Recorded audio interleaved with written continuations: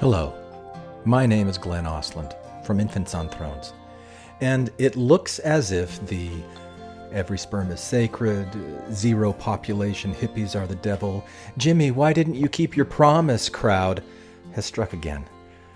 Yeah, I know that many of you right now are feeling the recent overturning of Roe versus Wade, and it feels like the country is going backwards, that our institutions are crumbling all around us, that the very Constitution of the United States of America is hanging by a thread. Now, I am not the one mighty and strong here to fix it all, but I would like to, at least, if I can, put a smile on your face and a bit of merriment in your heart, if just for a few moments, or maybe an hour and change, which is why I am re-releasing the Saturday's Warriors Sing-along-Smackdown episode featuring John Hamer, Randy Snyder, Matt Long, and me from a long time ago when we was fab and couldn't imagine who were these children coming down. Because when I was a little kid, in our family, we had You mean when you were just a little boy? When I was a little boy. When I was just a little boy, we only had 7 records. It's fun because it's horrible, and it's fun because it's this nostalgia. So I really enjoyed myself watching it last night. And my 7-year-old's like, "What are you watching, Daddy? I want to watch it." And so he's watching it with me, and he's like, "Daddy, this doesn't make any sense. He's a grown man. Why is he talking about not being born yet?" And then I'm like, "Oh, he doesn't understand anything about my history." And that kind of made me sad in a weird way. And so because of the hippies are going to take over the universe if the Mormons don't stand up and be the valiant ones in the end. You know? Wait, so the stage play, the baddies are hippies? They are just kind of... Yeah. Whereas in the 89, they're like the baddies from like Saved by the Bell. Even though they feel this emptiness, like there's one more that's supposed to come, and we know that there's one more because we saw her in the pre-existence, and she made Jimmy promise that She's so cute. that he would let her come. You know, as big brothers often control what their parents Because she was the last do. one, and what if they choose not to? Yeah. She'd have to go to another family, not her real family. Right, she'll have to go to like Zimbabwe or something, and, Or Calcutta. right, and And have to deal with Mother Teresa. so this is And the play explicitly says that sucks. yeah. You know? Well, there's that like It's the womanly matron. She's like, matron. it certainly makes Earth life a lot easier, you know. You get more Mormon.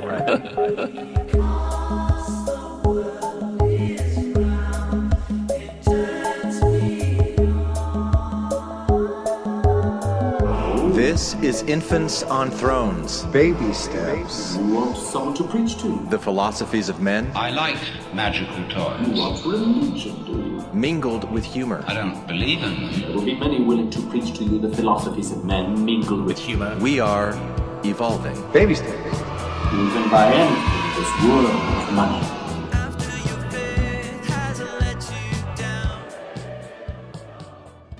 Look for the good in everything. Look for the people who will set your soul free. It always seems impossible until it's done. Look for the good in everyone.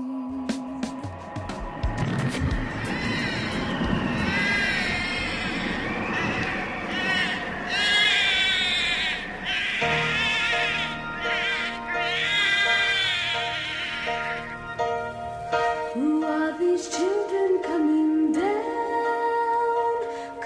down like gentle rain through darkened skies? Saturday's Warrior is the quintessential piece of art that demonstrates the kitsch nature of basically of Mormon art. It's so kitschy. It's so not challenging of the human condition. It's so such pablum.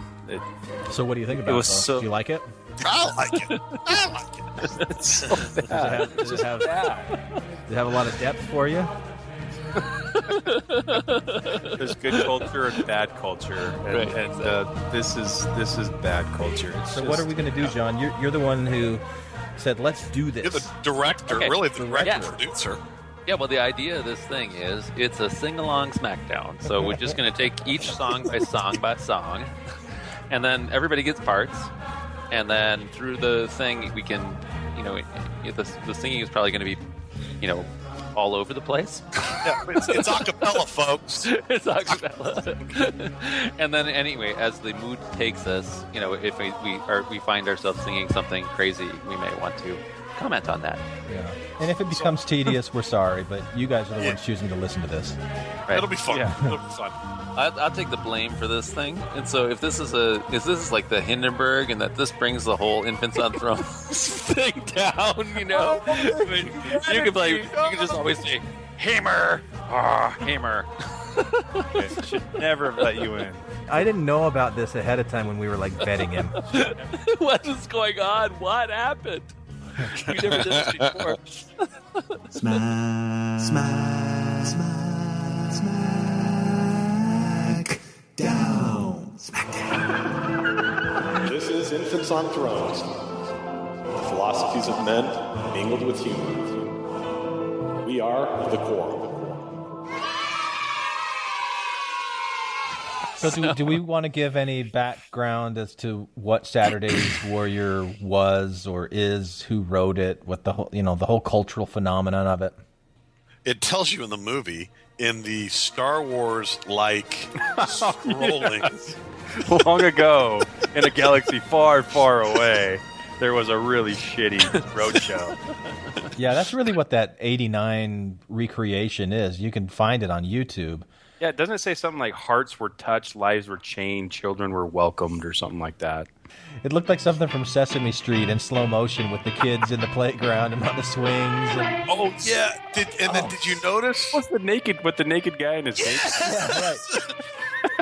First of all, everybody's got tank tops on. Yeah. Everybody, and then they've got a long-haired guy, a shirtless, long-haired guy with a bandana on, kissing a baby. It's the weirdest image. It looks like awkward family. It's awkward family photos. Yeah. That you see it at Sears Photo, the photo place. I guess one of their examples. But it's hard for me to watch that 89 or to even listen to the songs on the 89 because I grew up, and I guess it was really my late teens and on my mission that I really fell in love with the Saturday's Warrior soundtrack. But it was the 74, I think, the original cast recording was one of the only things that we were allowed to listen to on my mission. And I don't even know if technically we were allowed to do it or if we just said that we were. But, so I listened to that all the time and had this huge voice crush on the girl who sang the Pam parts. And so that, the 89 cast doesn't really hold a candle to me to the original, right. But and I'm in the same boat as you. So when I knew the 70s. Who was your voice crush on, John? Oh, I didn't have a voice crush. Okay. I mean, in terms of not knowing I've never seen the video, the 80s video. And every time I listen to the soundtrack of that, it always upsets me because I know the other one so well because when I was a little kid, in our family, we had You mean when you were just a little boy? When I was a little boy. When I was just a little boy, we only had 7 records. and that's all we Smothers had. Brothers. No, I mean, it was the soundtrack to The Sound of Music, to Fiddler on the Roof, to Saturday's Warrior. The first thing that we ever had that was rock music was my sister's got Michael Jackson's Thriller. On an album. That's awesome. So really, we had nothing, And so anyway, this was just one of the very few records that we listened to constantly, and so I know every word of this thing.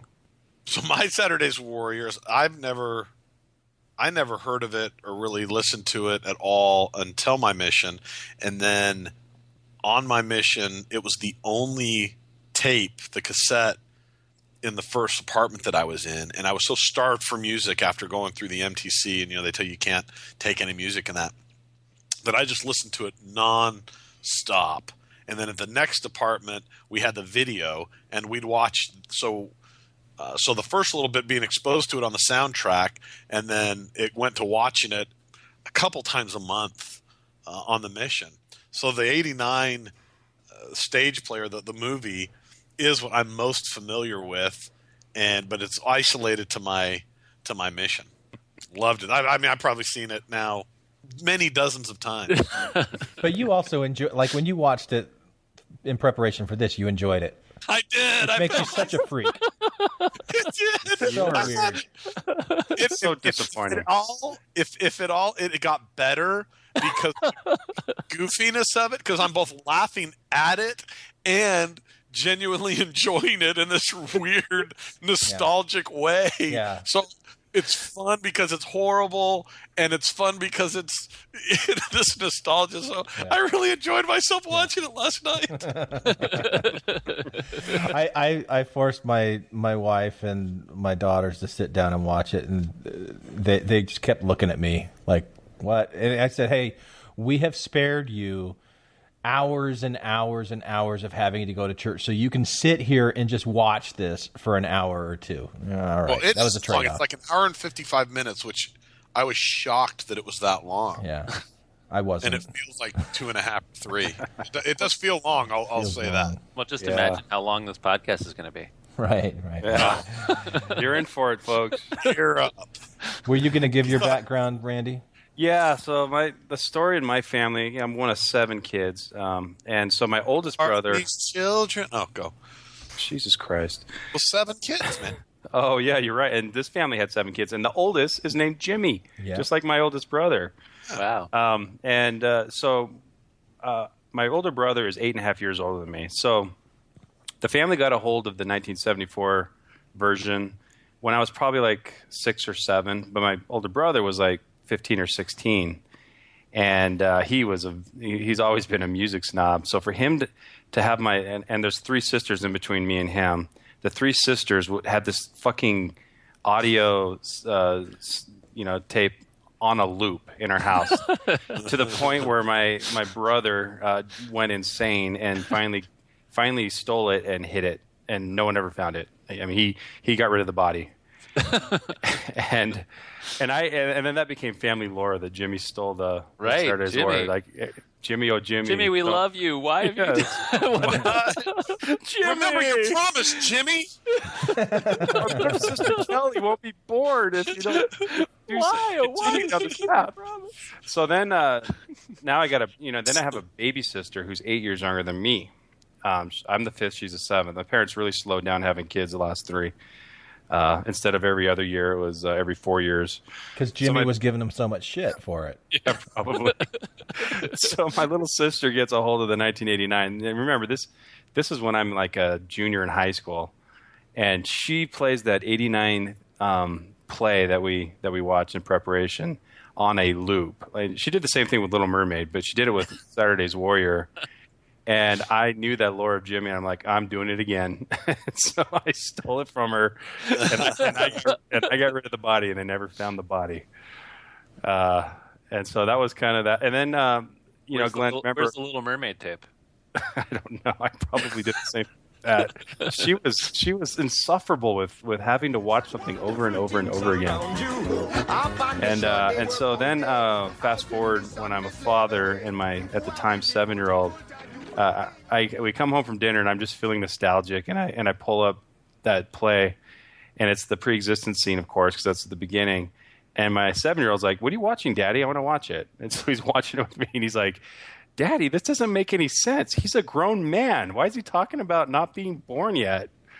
And then I'm like, "Oh, he doesn't understand anything about my history," and that kind of made me sad in a weird way.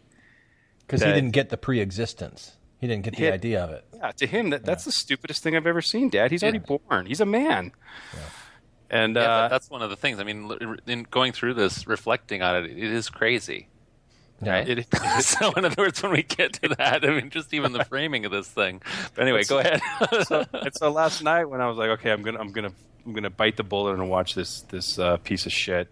But Jen was out on a girls' night out, so it was just me and the kids. And I'm like, "Hey, Lincoln, remember this? You thought it was really weird. You want to watch it with me?" He's like, "No, Dad, that's too weird." And he would not watch it. He wouldn't even like sit next to me when I was watching it.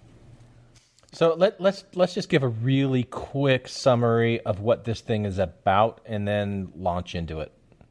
Yeah. A family is in the pre-existence, a family and others are in the pre-existence, and they're talking about how they're going to Earth, and they're preparing for their Earth life, and that they're going to be together as a family and as boyfriend girlfriend, and the relationships are going to that existed in the pre-existence will continue on Earth and then forever. And so then they come to Earth, and they're a family with a big family with problems. Well, one problem, and that's Jimmy, who's trying to figure out his way in life with his friends who aren't really good influences, and he kind of goes wayward. Yeah. And in the original, it's the friends are, counterculture. So it's essentially Mormons are seeing themselves as actual millennial warriors here at Saturday's Warrior, the end of the last dispensation. The end of the world is about to arrive, and the sign of the times are hippies, right? This is the end. And so because of the hippies are going to take over the universe if the Mormons don't stand up and be the valiant ones in the end, Wait, so the stage play, the baddies are hippies? They are just kind of... Is that how it was portrayed? Yeah. Whereas in the 89, I think I pointed out that they're like the baddies from Saved by the Bell. And like if Saved by the Bell was trying to do a George Michael lip sync. Yeah. and for some reason, he did look like George Michael. Yeah. And for some reason, Jimmy's little brother is like a poor man's Screech. It's like a Same difference.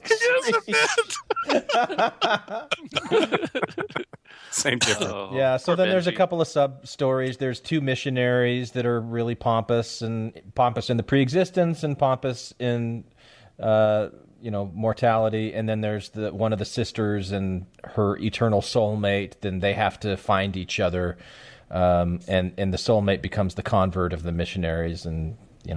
And the soulmate and the missionary is also one of the daughters, the daughter who is the soulmate. Yeah, he gets Dear John for the guy. Yeah, it's a love triangle, right? Yeah, it's a little Dickinsonian, where there's these inner relationships amongst people, right?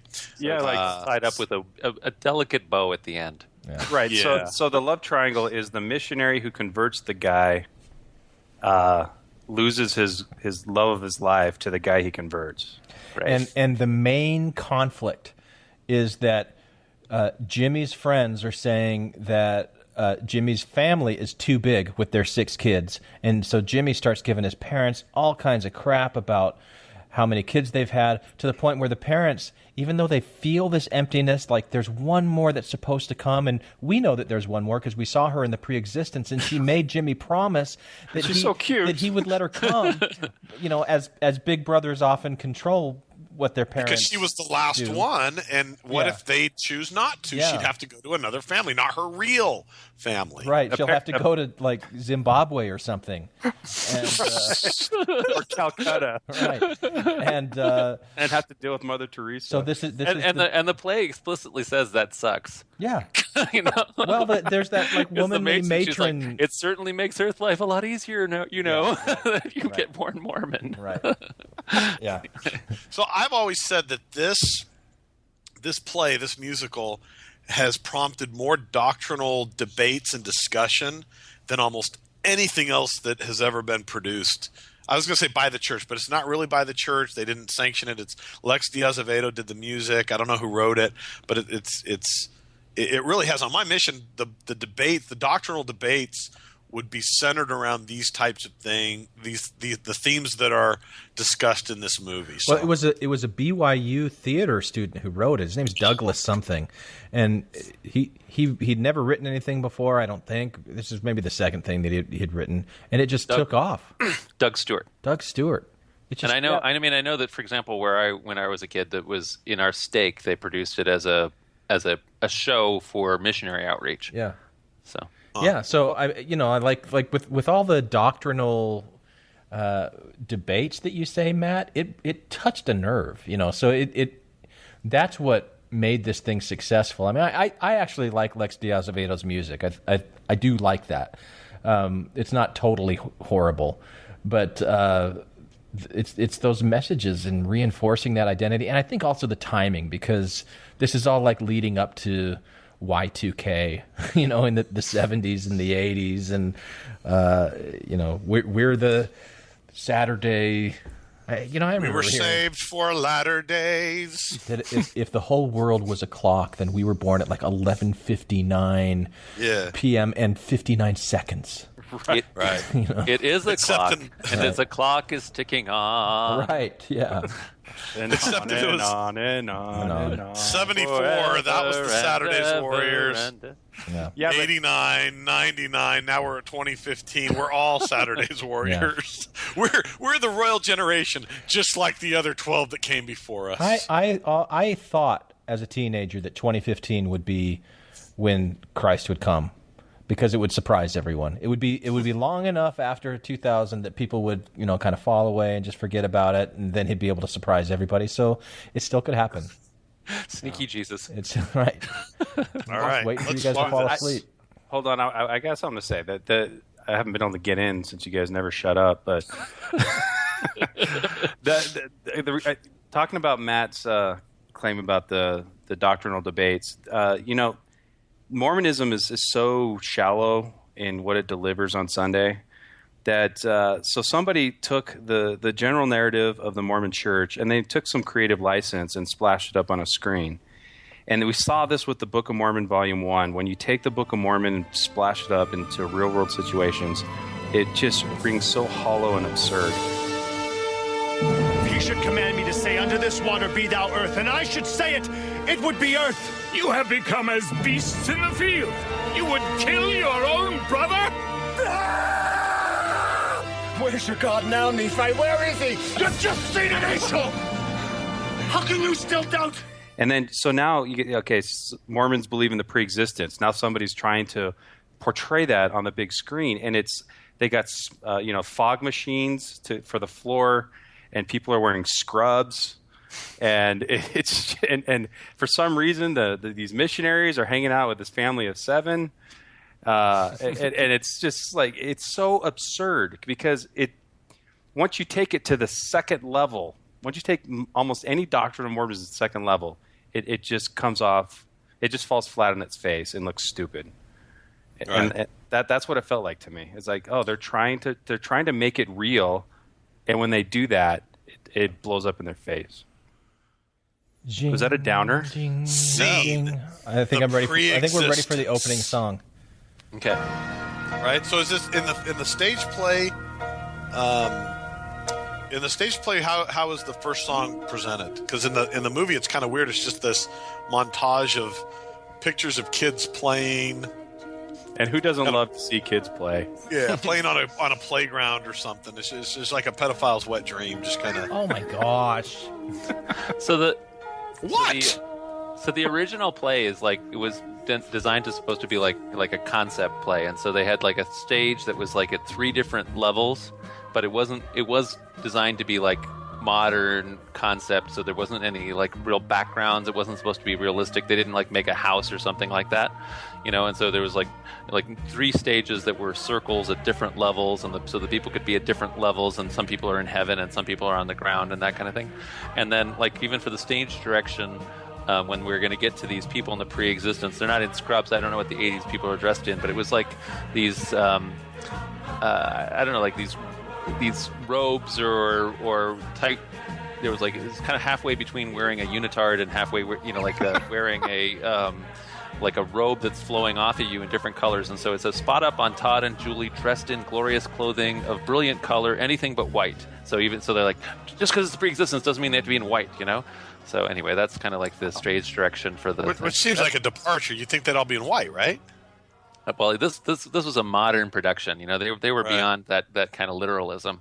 White and green. They're edgy. Yeah. So yeah, it just starts. So the singer, the female soloist, that Glenn's going to be the female soloist, just starts, and then the chorus joins in. All right, let me get the pitch here. Wait, who's the sopranos and altos? I'm ready. Well, we'll just all do full chorus. I mean, sopranos and altos, we'll just all sing. Okay. Who are these children coming down coming down like gentle rain through darkened skies. Do you want me to do it higher? With That's good. glory trailing from their feet as they go, and endless promise in their eyes. Who are these growing strong, like the trees against the storm? How are we going to stop and like? Because we Stand skipped to over so many fight. crazy things. This But is already stand crazy, to right? fight the world alone. Yeah, we're raising a generation that will fight the world, man. Well, and just this idea, I mean, right at the beginning, the question, who are these children coming down? So this framework of like trying to say, what does it mean when somebody has a baby? Where do babies come from? But it's like the children are coming down like gentle rain. Yeah, through darkened, Skies. ominous skies. Yeah, like the kid that's born in an abusive family is coming down like gentle rain, or in Africa, or is that more of like hail? I like the image of like beam me down, Scotty. It's like pew pew pew pew pew. That was in the play. Yeah, they did. Yeah. In the movie, rather. Right. They the movie, beat the them down. movie. No? Yeah, we're gonna call the '89 one movie and the other one play. Okay. Got it. Yeah, and that like who will not bend? They won't bend with the wind or the change, which I think is a terrible lyric. The wind or the change, like that doesn't even. What is that? I don't know.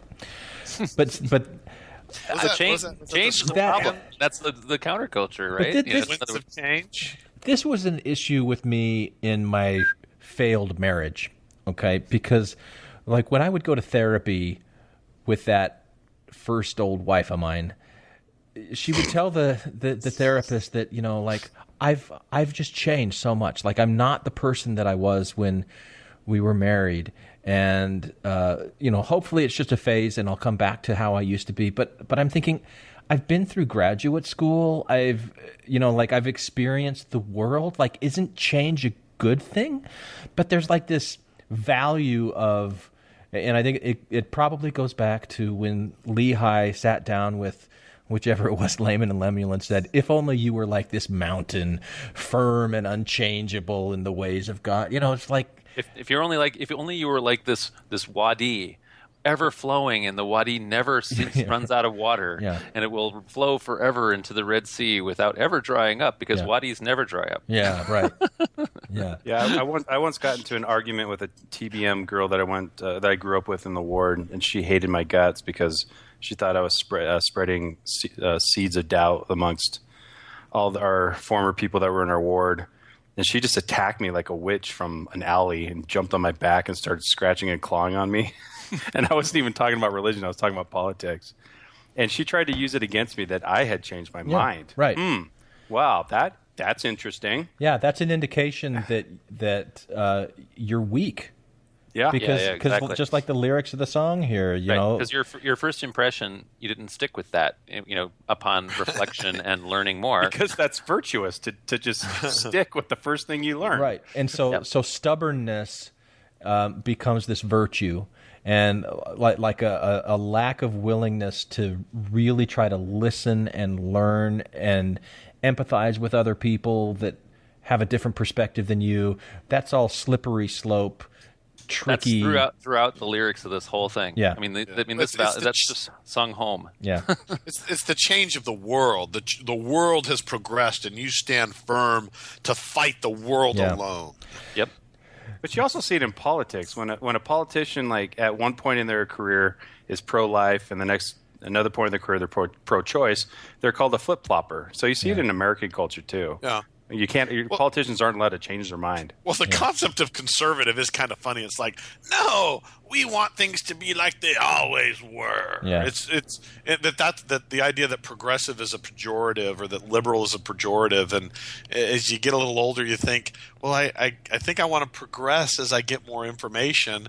And those who reject it, that's really a reflection on that. That was definitely a paradigm shift for me when I went, oh no, to change your mind and grow and progress and learn, that's actually more of a value than to not. You know, that was a recognizable paradigm shift for me. But do you know who these people are that are coming down? Do you know who they are? Yeah, let's find out. These because are here's the Okay, warriors. you're safe for Saturday. These are they on Saturday. These are the warriors rising in their light. To win the battle raging in the hearts of men on Saturday. Does that totally not work? What's going on? You're lagging, John. This is great. This is great podcasting that we're putting out right now. These poor listeners. I'm sorry. So, I mean, we sung through a bunch of stuff. The feud, the warriors, who they are, why they're here. Yeah, that's the biggest thing. 3 questions: why you're here, where you came from, where you're going. Right. That is super powerful stuff, though. I mean, like we can mock it all day long, but that is really, really psychologically powerful. To believe that you have the answer to why you're really here and what this is all about. Except for the answer is totally unsatisfying. I mean, that's the only problem with it. I mean, yeah. So you have the big question, and then you have a really easy little simplistic answer. I mean, at a certain point, you like get that answer, and you're like, meh. I don't know. Yeah. Well, Glenn, you and I talked about this when you had done that Disciple After Dark episode, right. And one of the hymns that you parodied, I looked up the lyrics while I was waiting in the airport to fly back. Israel, yeah, Hope of Israel. It was just like. It was so disturbing how many war metaphors there were. The violence. Yeah. It's like we are here to fucking kick ass. Right. To pierce their soft flesh, like you put in your song, Glenn. Yeah.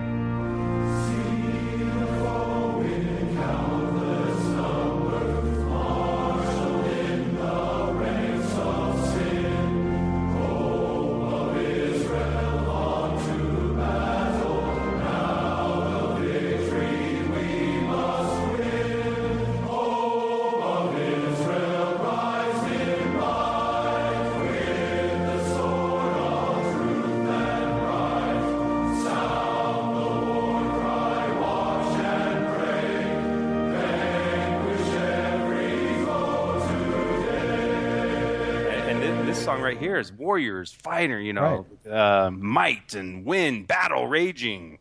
Well, the next part's armor. Armor. And the next line's coming up. And I'm surprised they don't have take no prisoners and waterboarding and. Well, we get to Harry Carey, so that we actually get to suicide bombers or whatever, right? So, that's going to be good, yeah. Well, you've got the sun-bright armor. They march forth to conquer all, and with their swords ablaze with fire, watch the darkness fall. Watch the darkness fall. But first, they must learn why they're here and who they really are. They must. So they're not just going to pierce flesh; they're going to singe it, and they're just going to. Maybe it cauterizes the wound when you stab them. I don't know. All right. Well, these are the strong, the warriors rising in their might to win the battle raging in the hearts of men on Saturday. There you go. It's a battle. The first conflict that they're going to come across is that they have to leave the pre-existence and they're going to forget who they are, which they don't explain why or like how that's a... Like, it doesn't go into that in any depth. No, the play doesn't either. Oh, the play doesn't either. Like, it doesn't explain why this is...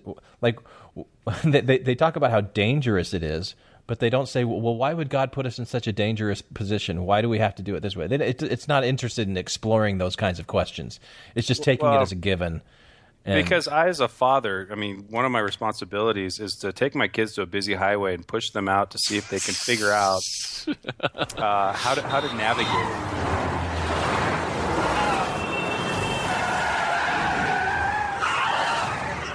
hope that they navigate and pick right. You know what? Without any memory, though. But you take away their memory before you push them, right? I mean, or whatever. I mean, I don't know. But this part of it is so weird, especially as Saturday's Warrior presents it, which is you are predestined, foreordained, whatever you want to say, to your family's set, your loved one is set, your wife is set in the pre-existence, and if it works out.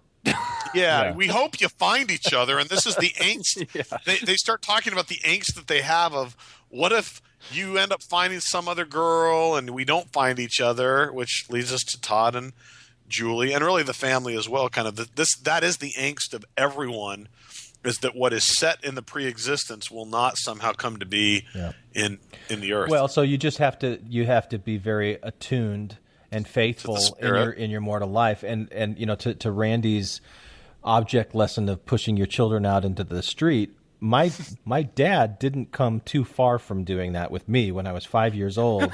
He took me out into the Arizona desert, and he put me in this cactus patch, and he blindfolded me. And he said, "Okay, I will guide you out, but you have to listen to my voice, and you have to obey what I'm saying." And at 5? At 5, yeah. It was horrible. I don't know. Maybe I was 6 or 7. I don't know. Does it make that big of a difference? He really did that? Oh, wow. Yeah. Well, I ended up stepping a cholla cactus, jumping cactus, that he didn't see this little burr on the ground. Because he didn't see everything. He couldn't see it, and he wasn't all knowing. Plus, he says go right, and I'm a little kid, and I go left, or I go right at a 67-degree angle instead of a 45-degree angle, or whatever. And I ended up kicking something. I didn't trust him. When I was 7, I had to look at my hands to tell which way was left and right. Yeah. Because I had a wart on my left hand, and that's how I could tell. Yeah, I was pretty good though. Well, I was pretty smart. Yeah, they used to do that to Father and Sons, where they do the coal pit, and listen to me. And we had the kid that was blindfolded, and he's just like, Dad, I do not trust you. Wow. Jeez. I'd never heard of that, with the Father and Sons outing with coal on the ground, and they would have people walk through it barefoot. Yeah, they take the coals, and they do just multiple piles in this path, and they had to navigate it, and the dad was explaining to the kid blindfold, with their barefoot, how to navigate through there, and this kid was just like, I do not trust you, I'm not doing this. And he did actually set the trail so they're really close together, so it would have been really difficult. Next song. Lover. All right. So I will be playing Todd. And I will be lover playing the role of Julie. And Randy, you are the matron and the female chorus? You're the matron. The matron. Oh, that's so sweet. Oh, I'm that chick that has the people busybody. Yes, that sometimes screws up. Yeah, right. All right, here we go. I've seen that smile somewhere before. I've heard that voice before. It seems we've talked like this before. Sometime who can be certain when? But if I knew you then, it's strange, I can't remember. Feelings come so very strong, like we've known each other oh so long. The circle of our love is more than just the rising sun that sets. The circle of our love, it goes forever. The circle of our love begins with now and every promised dream. In God's eternal plan, it goes forever. The circle of our love extends beyond the reach of time. Beyond the span of days and years, it goes forever. Sorry, Matt. The circle of our love is found in every warm and tender thing that lips may breathe or hearts may beat forever. Todd Richards. Oh, that's me. And the young lady? Oh, she won't be going down for another year or so. Everything's okay, I hope. Oh, shit. My screen skipped. Oh, there's nothing to be nervous about. Brother Richards, millions have gone before, and millions have yet to go. Just be grateful that you're among the valiant. It's certainly... It's like a Muppet. It sounds like the matronly Muppet. No, this is the best line. I know. Okay, I gotta gather myself. It certainly makes Earth life a lot easier, you know. Now then, if you'll just follow me, please. I meant what I said, Julie. I will find you. And I'll be waiting, Todd. I promise. Brother Richards! The circle of our love extends beyond the reach of time. Oh, the lag. Beyond the span of days and years, it goes forever.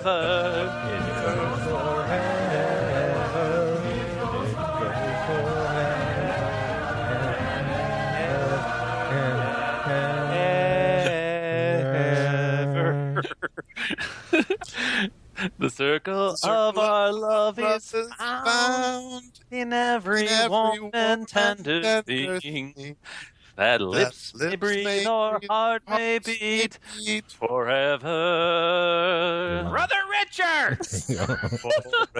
Forever and ever. Forever. Forever and ever. Forever. Forever and ever. Forever. And ever. Like Matt's like a full 3/4 of a second behind. Am I really? Yeah.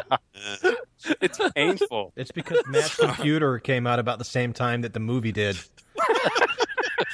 That's not entirely true. Yeah, it was an 89. He's got an Apple IIc. Something, I don't know.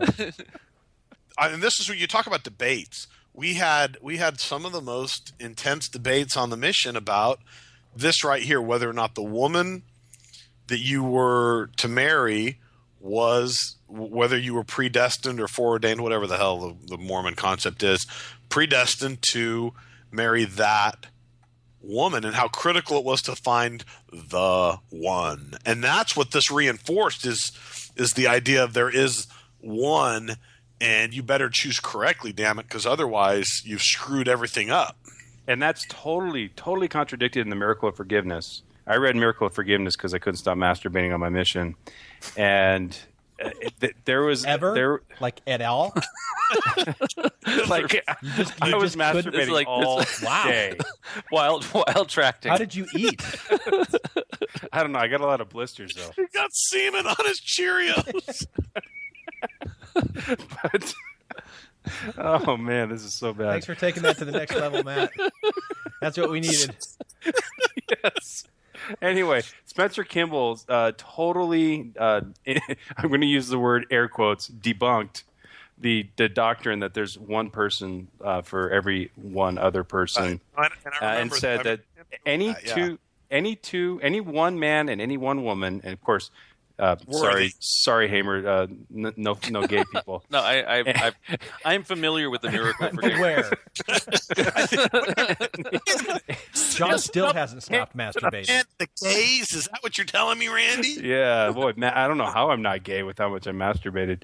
But any one man and one woman who are righteous enough can create an eternal union. He hated the idea of believing in this fate and only one person for any other one person.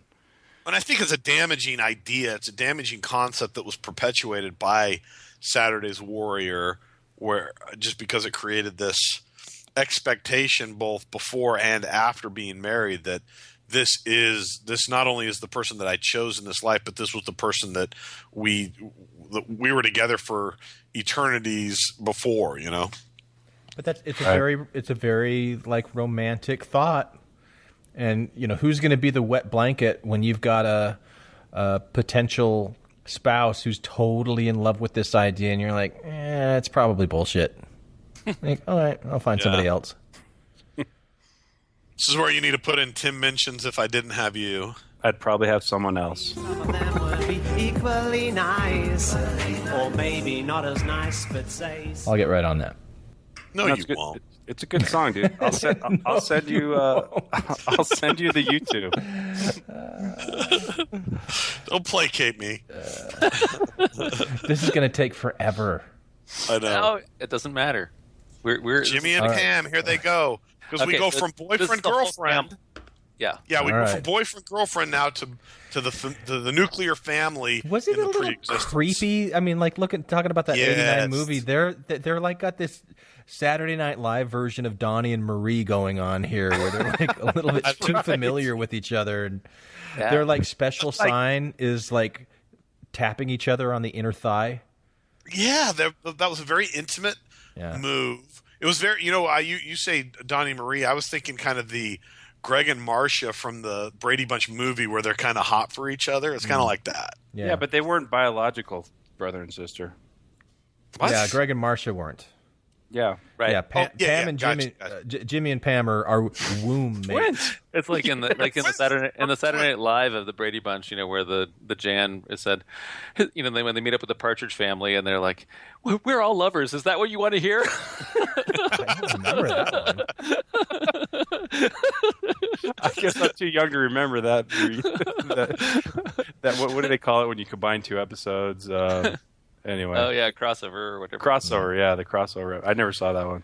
So this next song, I don't know. We'll maybe like pick excerpts from it. We'll go ahead and perform the whole thing. But this is when the family, still in the pre-existence, they're lamenting all of the horrible afflictions that could beset them upon their venture into mortality. And so we've got Jimmy. It starts with Jimmy and Pam.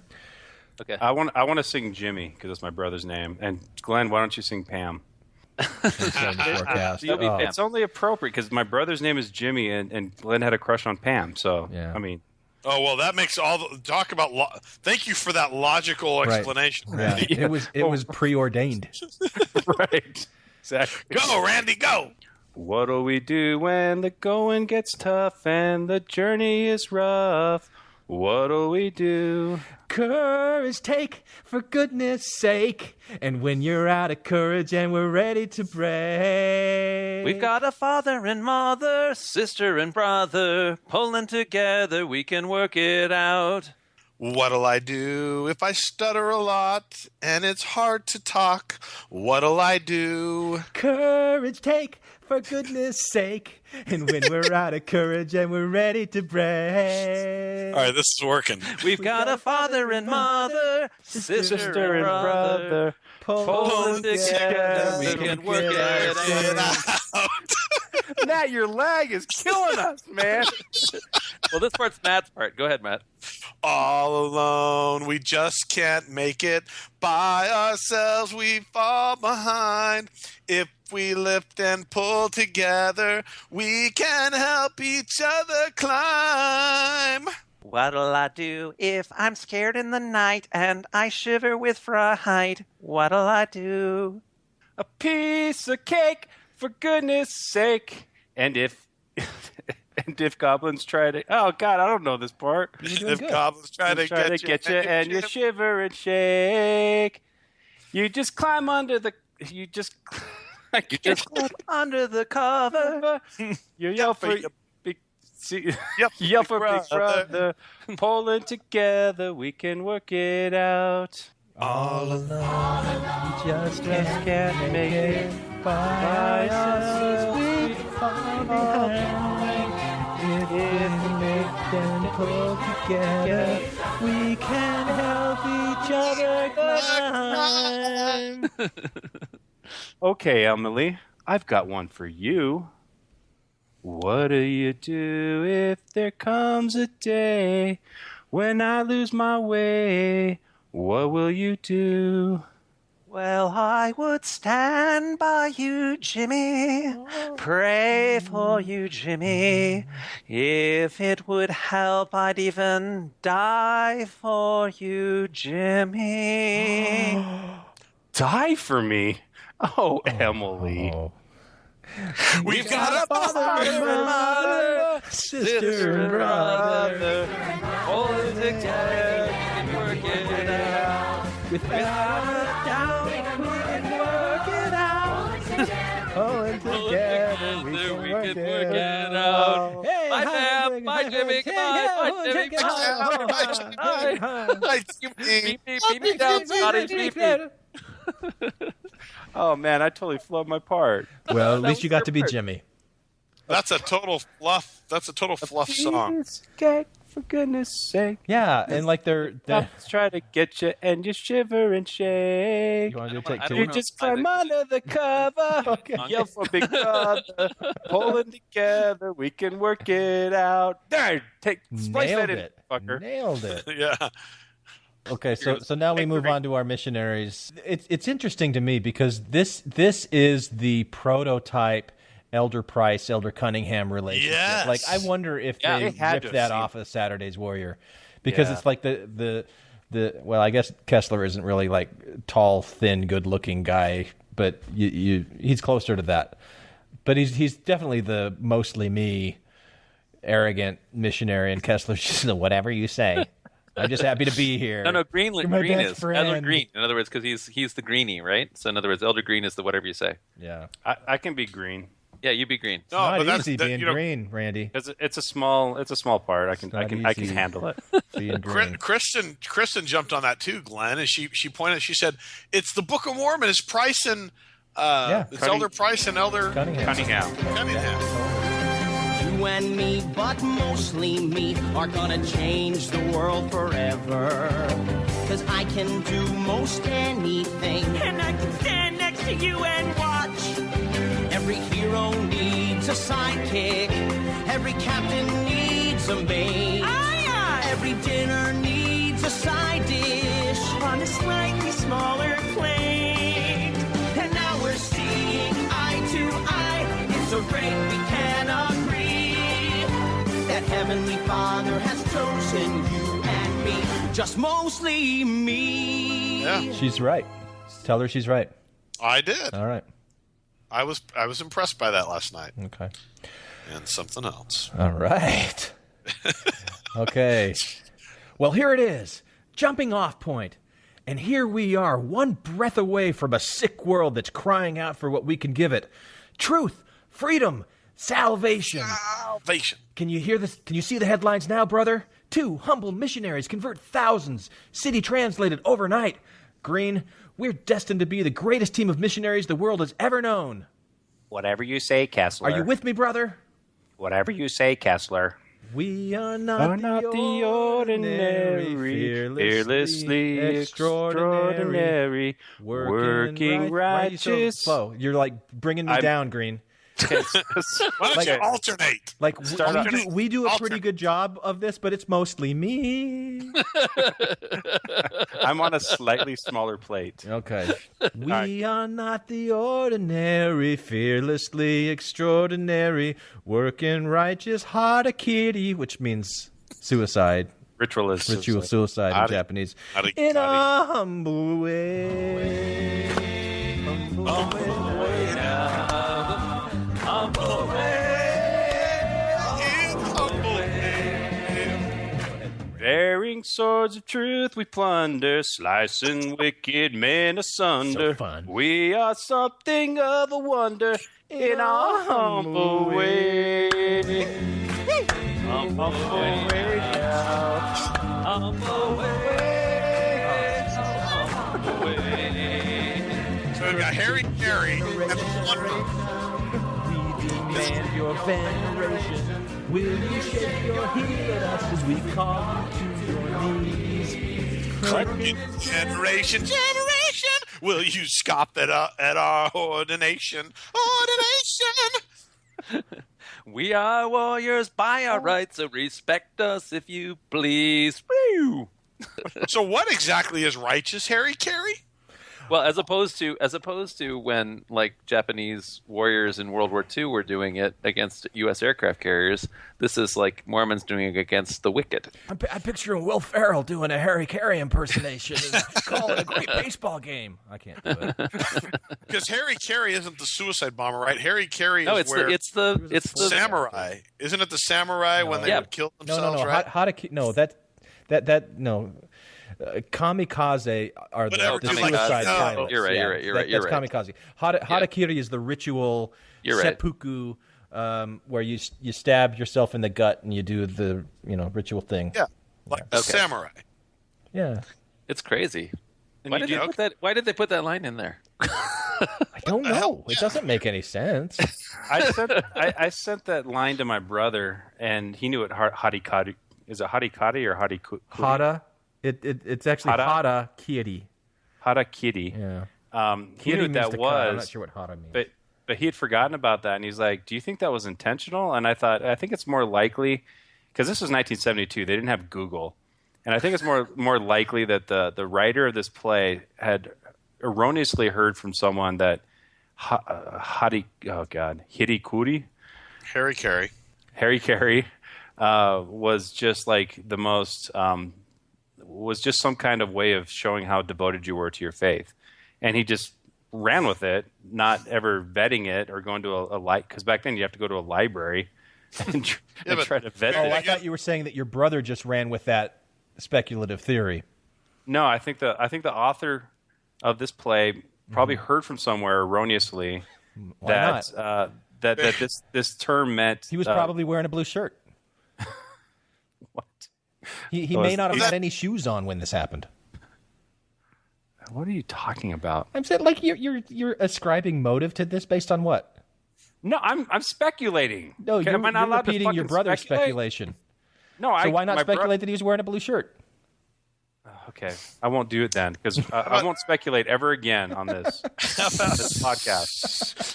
We're not allowed to speculate. We got to back everything up with evidence. Well, what is this point that we're making here? That the guy was stupid? The point was that he misused Harry Carey.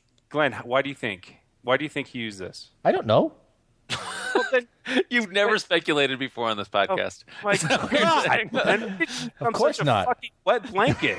I'm just tired, man. It's almost midnight, and we haven't even gotten out of the pre-existence yet. We're not even out of the pre-existence. We're not even out of the pre-existence yet. We're splitting hairs over harakiri. Okay, no, you're fucking. We're never going to get out of the pre-existence unless we sing the next song. All right. What is that sound rising up from the world? The sound of a clock ticking on, with hours and minutes I've yet to meet in a life that soon will be gone. Soon will be gone.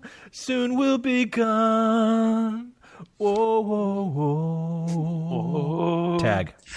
What is that sound rising up from the world?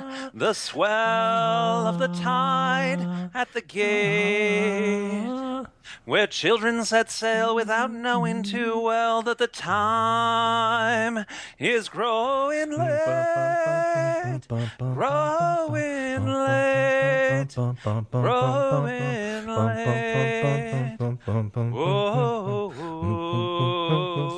I'm sailing on, I'm not a stranger. My faith will ride through wind and tide and stormy sea. I'm sailing on out of the harbor. There is a distant lamp that lights the way for me. I hope they hold it high so I can see. I'm sailing on.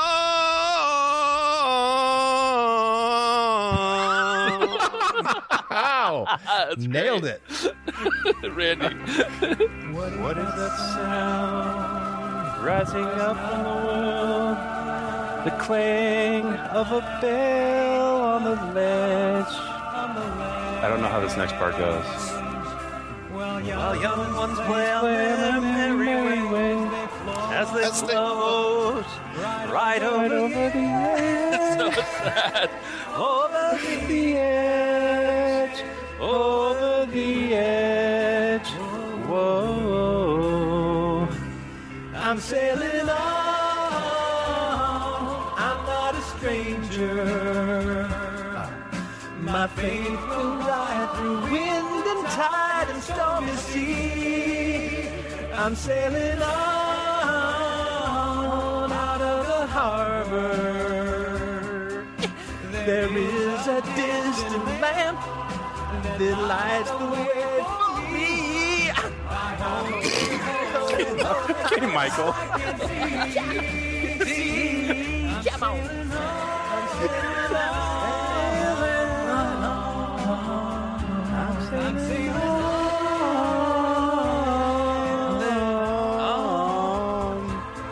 I'm sailing on.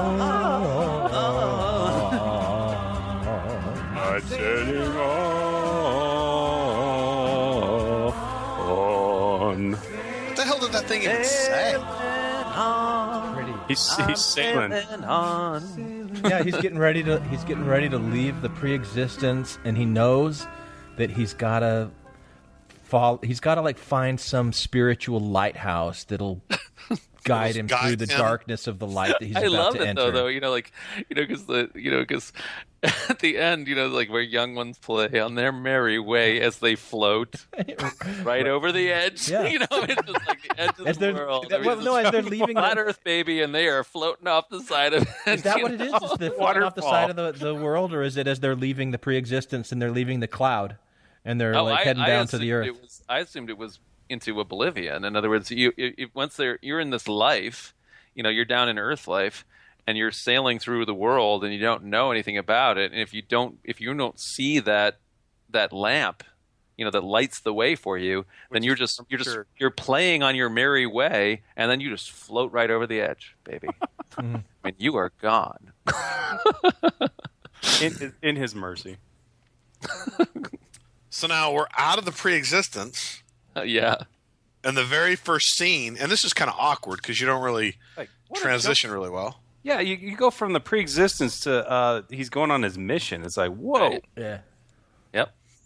They're adults now. Forget about childhood. Yeah, actually the pre-existence part had somewhat of a narrative flow and progression, but this part, it just gets really disjointed. Like there's several scenes right after scenes that just don't flow into each other very well. Right. Yep. Yeah. No buts about it, Julie. A guy's got to know these things. Will you wait for me? Will I wait for you? Will I wait for you? Will I wait for you? Will I wait for you? Oh, God. Oh, Julie, yeah. You're listening to it in the background. Who's listening to I it? am listening to it. Why, Wally Kessler? You ought to be ashamed of yourself. I've given you the best years of my life. I've stood here through it all. Through short and fat and tall. Through thick and thin and rain and snow and ice. And now you question my integrity. Now is that any way to treat your future wife? Doesn't morning wait for the sun to rise like a birthday waits for a big surprise, like a baby waits for a diaper change? And it was at this line that my wife looked up from Pinterest on her phone and said, "Did they just say wife waiting for a baby or a baby waiting for a diaper change?" Oh, Exactly. This is so sexist. She was just so annoyed. I loved it. I love it. It is. This is. I never picked up on the sexism, but they're right. It is amazing. You never picked up on the sexism? I just want to be the best wife in the world. I want to be the best cook, the best cleaner. Right. I mean, that was awful. Yeah. Yep. Doesn't laughter wait for a joke that's good, like the big bad wolf for Red Riding Hood, like a cowboy waits to be home on the range. After all, I don't even know. So you guys know this. All I've said you guys and know this all so better. I've done to prove my love is true, and now you ask if I'll wait for you.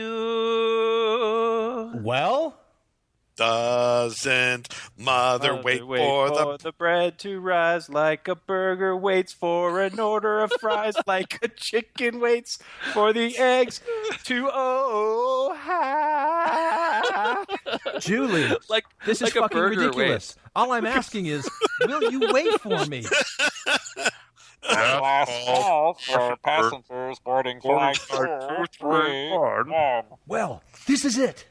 Oh, Wally, I will wait for you. If they should torture me with ants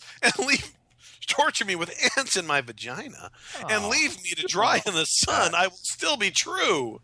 I'm writing what John wrote, or I'm reading what John wrote. What do you want from me? Yeah. He is exactly like Ron Burgundy. You stick that thing on the teleprompter, he will read it, people. Yeah, right.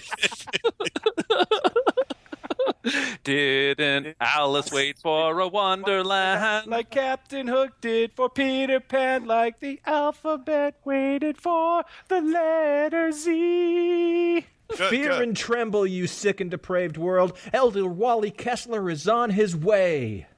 Like a faithful girl waits for her missionary. Can we please skip over this next song? Yes. Daddy's Nose. Oh. The next one is supposed to be comic relief and just filler to say, hey, I know, we're you don't think cute that this family. all of these nose references and how the nose keeps growing and all that kind of thing, that's some kind of a... I wasn't born that way, John. You don't want to...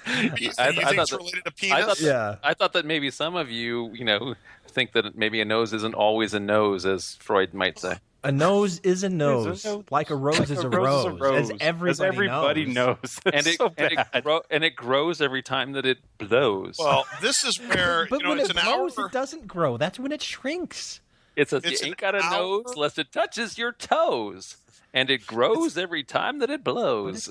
It's an hour and 55 minutes. They could have cut this song. Okay, the song is cut. We're moving on to Zero Population, which is my favorite. There's only one point I want to make, because there's this one line where Benji says, "Mom's even got it." It's like even Mom has his nose. It's like total patriarchy. Dad is king. Yeah, and even Mom has inherited his nose. Yeah, but to me, it that was just trying to be absurd, and this whole thing is such lame, stale humor. Like, yeah, but it would. What did they pick at the baking sale? They picked my nose. I blew my nose. Like all these things. Like, oh, we've got these horrible puns. That's just like total Mormon safe humor shtick kind of thing. Like, why did the Nephites why did the Lamanites have bruised knees? Because the Nephites. But the point is that though they're actually in some ways making fun of this, because the very next scene, all of Jimmy's friends are making fun of him for being on this really lame Mormon thing, right? As they should. Yeah. Well, I know, but I mean, in other words, there's like a little bit of self-awareness in this thing that is pretty... Well, I'm glad you brought that up, because this is something that confuses me about Saturday's Warrior, because it seems self-aware about the arrogance of missionaries. Yeah, exactly. But it's not real satire, because it's not saying we shouldn't be this way. It's like, oh, isn't this so cute that we're this way? I know, but I think that the writers are... I mean, I think it's kind of like the writers are kind of like the writers of Archie Bunker, and then all conservatives loved Archie Bunker. In other words, so Mormons love this stuff, but I think that there's some writers to this that are actually being kind of deliberately subversive. Yeah. Were they wearing blue shirts? Well, come on. I mean, how would we know that, Glenn? Did you are you basing that who these writers are and where they are in the world today? Because Douglas Stewart is still as straight TBM as ever, and directing plays in St. George, Utah. Yeah, I think it's giving them too much credit. I don't think they were that self-aware and sophisticated that they were. It's just a funny thing is that Mormon culture is self-satirical. Then Mormon culture That's great. Mormon culture loves looking at its face in a mirror.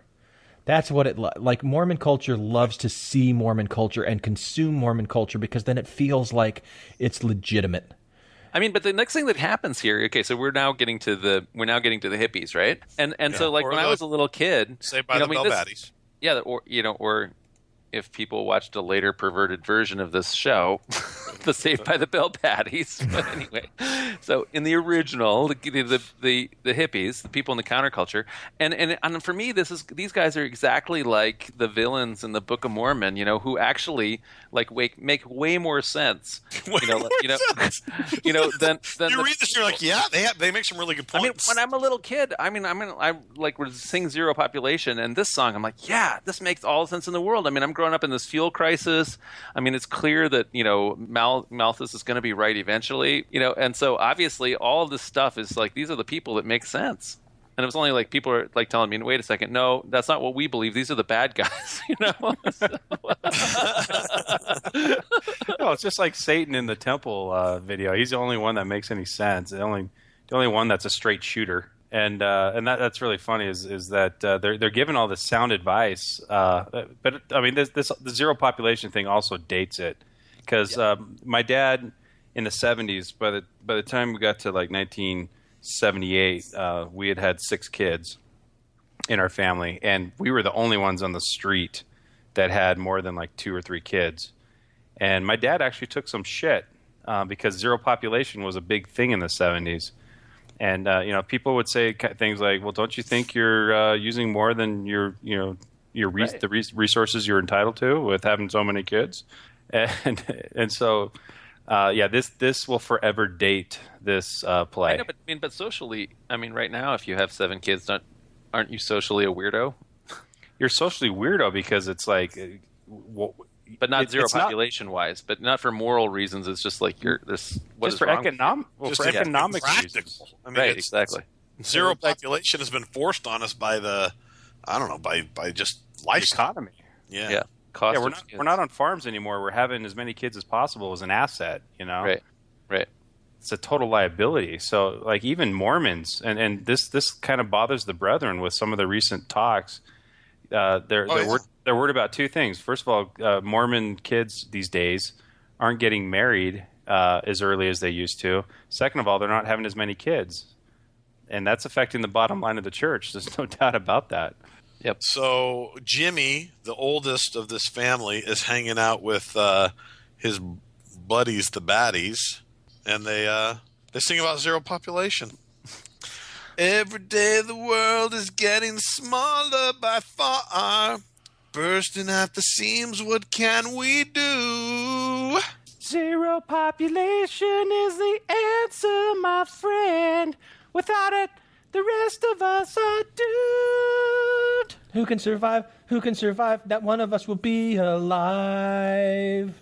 Who can be strong? Who can be strong when every inch is gone? Who can survive? Who can survive? Not one of us will be alive. Who can be strong? Who can be strong when Mother Earth is gone? Every day the food supply is shrinking away. The starvation at the door. I don't know this song. Why not? Licensing of children is the answer, my friend. Without it, the rest of us are through. Who can survive? Who can survive? Not one of us will be alive. Who can be strong? Who can be strong when all the food is gone? Ditto.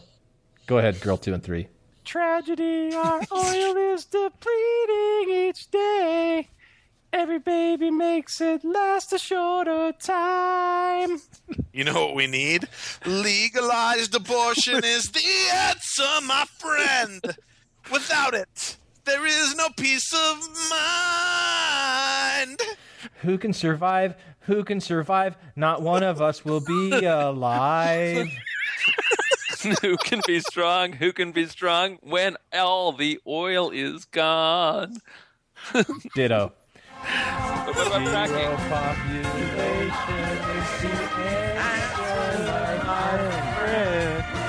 Without it,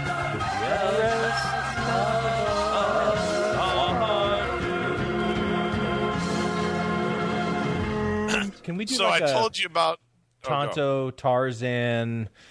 What was the other one? It was Tonto, Tarzan, and Frankenstein version of this. Population is answer, friend. Abortion goods. Abortion goods. Licensed children. My friend. Oh, man. So I told you about my first apartment where this was the only album that we had, the only tape we had. We ran across this American. We're kind of talking to him a little bit, and he's preaching this. He's like, he's kind of this hippie guy, and he's like, yeah, man, I mean, we need to get out of oil, and people just, we need to go like how China can only have like 2 kids. And we walk away from there, and my senior companion, he's getting ready to go home. He's like, see, that's exactly what Saturday Night's Warrior's talking about, zero population. There's people that believe it. And it was just like, yeah, man, that's just horrible. And that's the end of that. I hope you dusted your feet. That's how we felt, man. Yeah. Oh.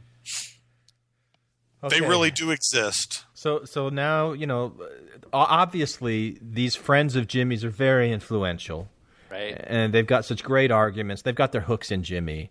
As bad influences do, and Jimmy's succumbing to peer pressure, and so he tells his parents that they're stupid if they're considering to have a 7th child, which leaves the parents to wonder, what did we do wrong? Didn't we love him? When he was just a little boy, things were different then. With eyes of trust, he looked to us to lead the way, always bringing us his fears. We could laugh away his tears, but things were different then. When he was just a little boy. When I was just a little boy, things were different then. I followed them with childlike faith from day to day. When I came to them with fears, they would wipe away my tears. But things were different then, for I was just a little boy. Tear. The years have passed like summer dew upon the grass. The little boy that held their hand grew up so fast. There was a time he loved them the way they love him now. Growing up has changed it all somehow. Didn't we love him? Didn't we raise him good? Didn't we do our best in spite of all the pain? There's a lot of pain. We would do it all again and more the same. That's mine now. I guess we failed. Yeah. Spoken. What could we do more than we've done? Didn't we love him? Why can't they love me? Why can't they understand? Why can't they see I'm not a child now, I'm a man? Can't they love me for the person that I am? Love me in spite of me. Why can't they love me? And the rest is the years have passed like summer dew upon the grass. The little boy that held their hand grew up so fast. There was a time he loved them the way they love him now. But growing up has changed it all somehow. Didn't we love him? Why can't they love me? We raise him good. Why can't they understand? Did we do our Why best can't they in see spite of all the pain? We would do it all again and more the same. Love me in spite of me. Didn't we love him? Okay. Yeah, and this is man. another one that my wife looked up from her phone, and she's like, "You've got to be kidding me," and like pointed out, they expect him to stay like a kid forever, Right? Like exactly. He can't This change. is so horrible. I mean, it's like Jimmy here this entire time is why can't they love me for the person I am? Yeah. Why can't they see I'm not a kid anymore? I mean, and then the mom, like the first sign of trouble, she's just like, well, I guess I got 7 kids. I guess we failed. We failed. We're writing this one off. I mean, it's amazing. Yeah, but what Jimmy's saying is pretty poignant. Yeah, I know. Except I got to throw my mom under the bus on this one because I remember the way that she would comment on this when we'd grow it up. She hated that line, "Love me in spite of me." Oh, right, like you can do whatever you want to do and we'll still love you. Really? Yeah, we're gonna love you in spite of you. Oh, this guy's off. She wasn't quite that harsh about it, but that was the sentiment. Okay. Yeah, She so probably maybe, like I doesn't say, remember I always interpret this as being like the writers here must, again, the Mormons come off so bad in this play. So I always think that, but maybe that's just self-reflection. So But I think that the writers thought that they were making Jimmy really impudent. Oh. And selfish. Like, why can't they just love me for who I am? Like, like as if he doesn't have to conform to Mormon standards. Right, exactly. Why can't they love him without conforming to Mormon standards? But that a Mormon would look at that and go, "Of course you've got to conform, dude. Come on, get with the program, Jimmy. Get with the program, Jimmy." Jimmy, we Fucking love Jimmy. you. Because you know what Jimmy's problem is? Like, he wants all the answers at once. Oh, yeah. Your problem is you want all the answers at once. Excuse the example, but Sir Galahad didn't find the Holy Grail in one afternoon. It's like watching the stars appear at night. First, just one little light shines over there in the western sky, and then another, until finally, well, look for yourself, Jimmy. A whole wonderful blazing universe that began with just one little star. Can I do Pam? Because this is like the one song I know. Yeah, you sing it. Go ahead. Line upon line, precept on precept. That is how he lifts us. That is how he teaches his children. Line upon line upon line Line upon line, precept on precept, like a summer shower, giving us each hour his wisdom. His wisdom. If we are patient, we shall see how the pieces fit together in harmony. We know who we are in this big universe, and then we'll live with him forever and ever. But until it happens, line upon line, precept on precept, like a shower, shower his wisdom, his wisdom. Line upon line upon line. Line? Oh, Isn't it something, Jimmy? Millions and billions of stars up there and trillions more we can't even see. A whole universe of opportunity. And wouldn't it be tragic to throw it all away because we can't see it all right this minute? Line upon line, huh? Pretty sneaky, sis. No ad-libbing. I guess that's something to think about. If we are patient, we shall see.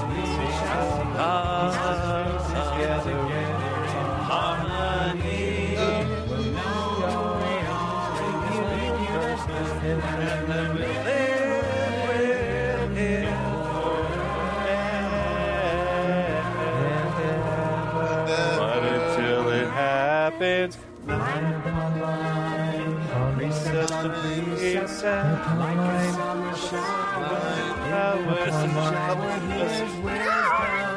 his wisdom.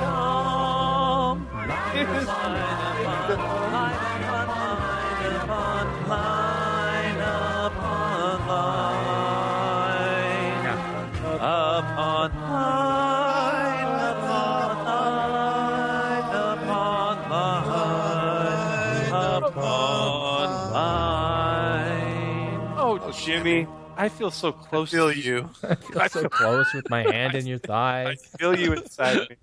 Yeah. So, sorry.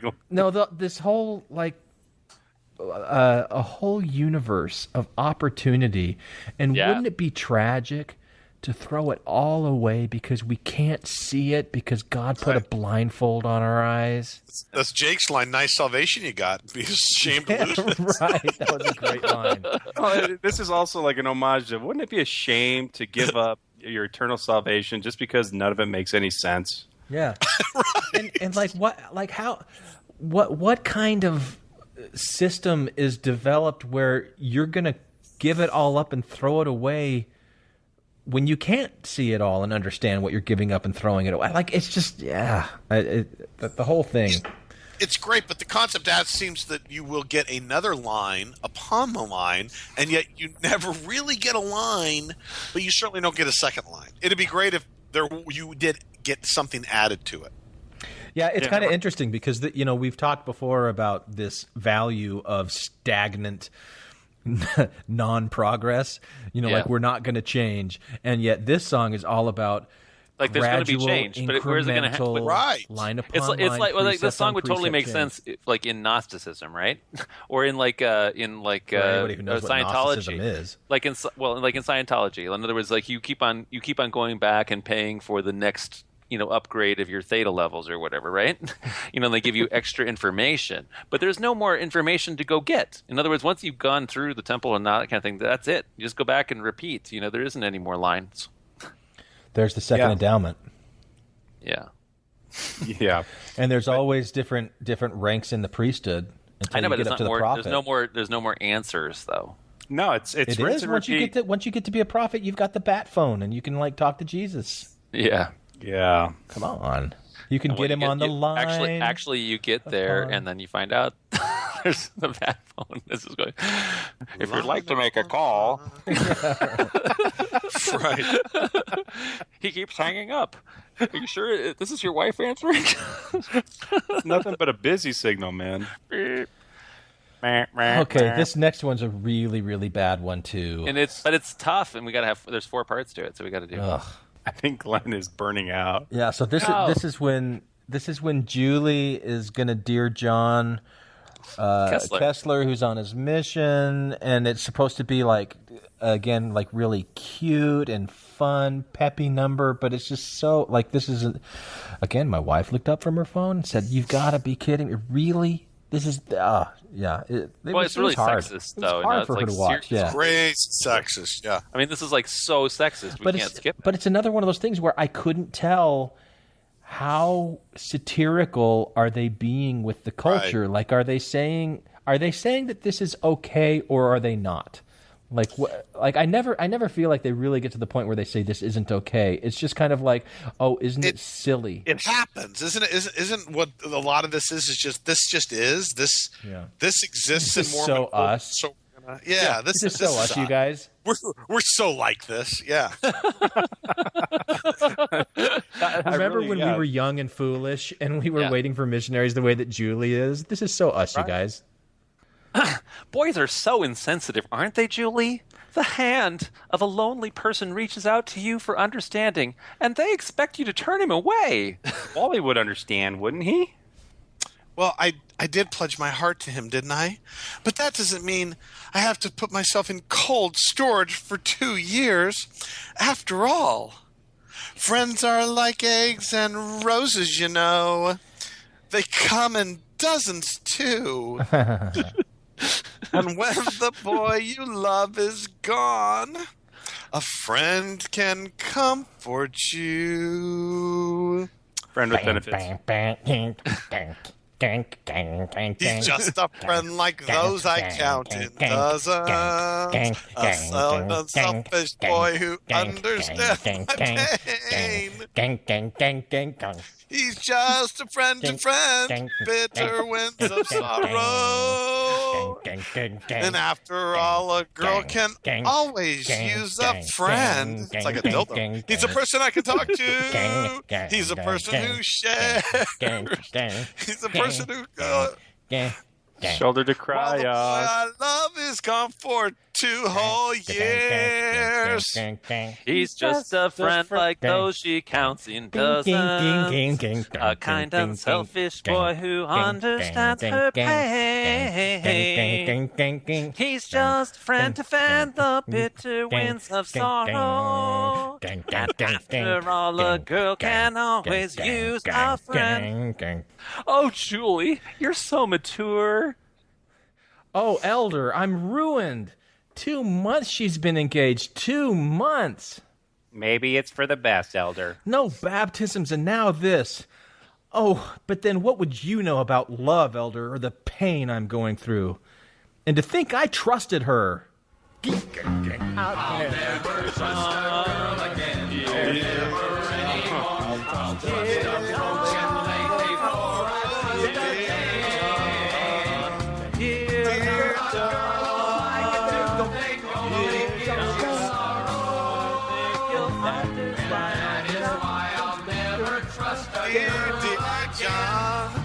Fickle women, what a menace. Look at what you've done unto us. While you're kissing, we're alone. Can you blame us if we moan? Oh, pain. Which we did do on our mission. This was like a line that we felt. Of course. Yeah. He's just a friend like those I count in dozens. A kind, unselfish boy who understands my pain. Do I have a line here? Dear John, Can you blame us if we moan? Oh. And after all, a girl can always Dear use John. Yeah. That wasn't bad. Yeah. Boy. That bad? For the 5 listeners that are still with us, if you go to our website right now and type in the word avocado, we'll send you a prize. We'll send you $100. Randy will send you $100. This is much better because I'm almost done with my whiskey. Right, yeah. I know, I'm out of liquor. I think I need some more. My 17-year-old came down and was like, "Mom, is Dad doing a podcast?" And she's like, "Yeah." He's like, "Why is he singing and so badly?" Yeah. Every once in a while, Kristen's trying to fall asleep next to me, and every once in a while she'll start giggling. So I think we're doing okay. You do this in the room when she's trying to sleep? He doesn't have an office. I do it in my room. I do it in the front room, but I guess your kids are probably still awake. Mine are all asleep. That's why we start so late.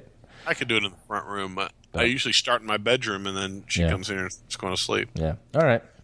So setting the stage for this next song, they're in a park, and they know that somebody in that park is looking for the truth, but they just can't seem to find the guy.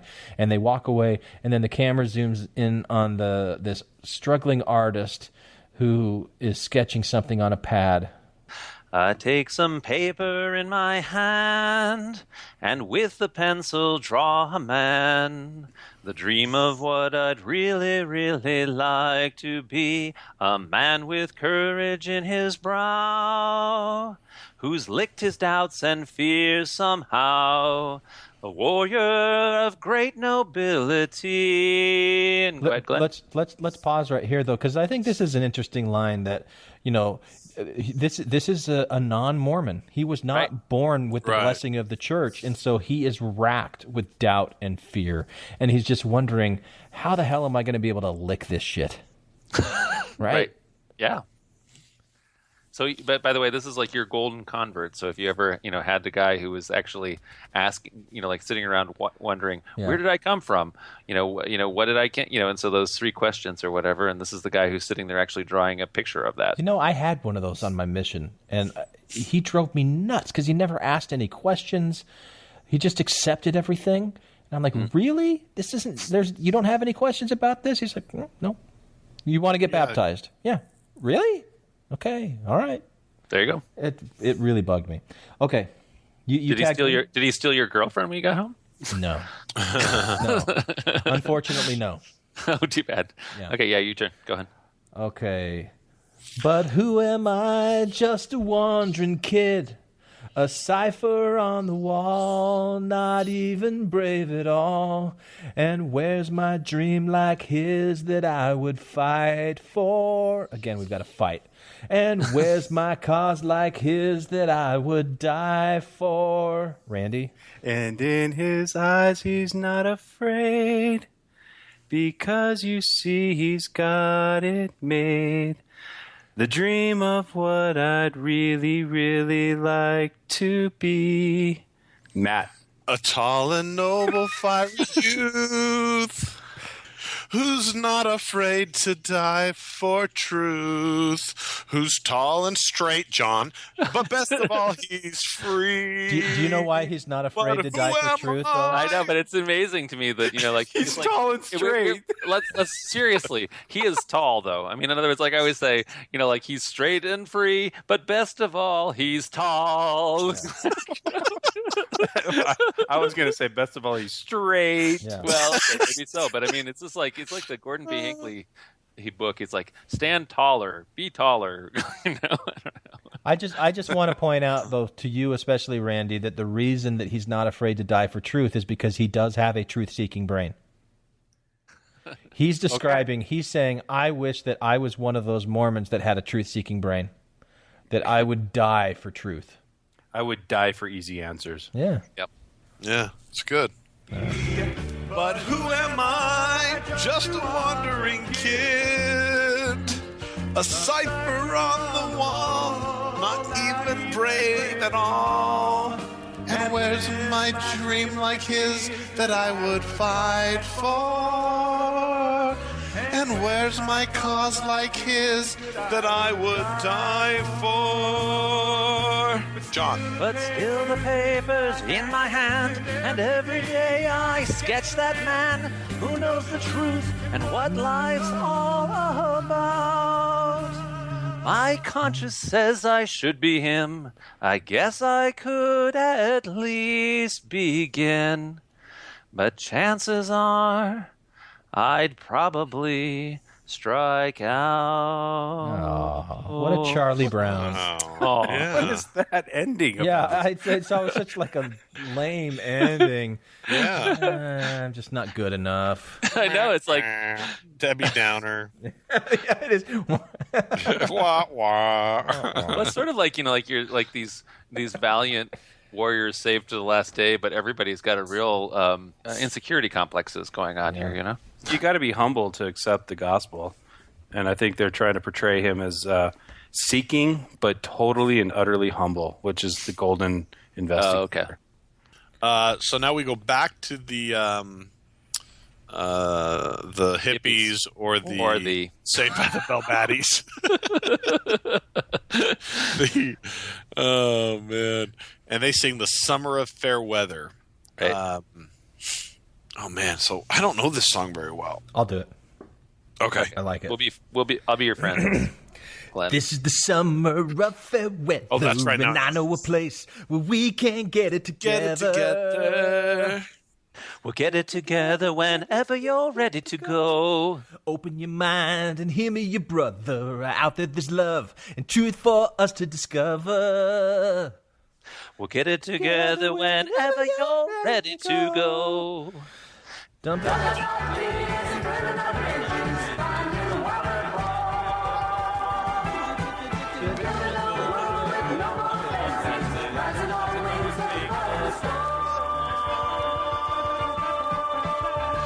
Of fair weather, and I know a place where we can get it together.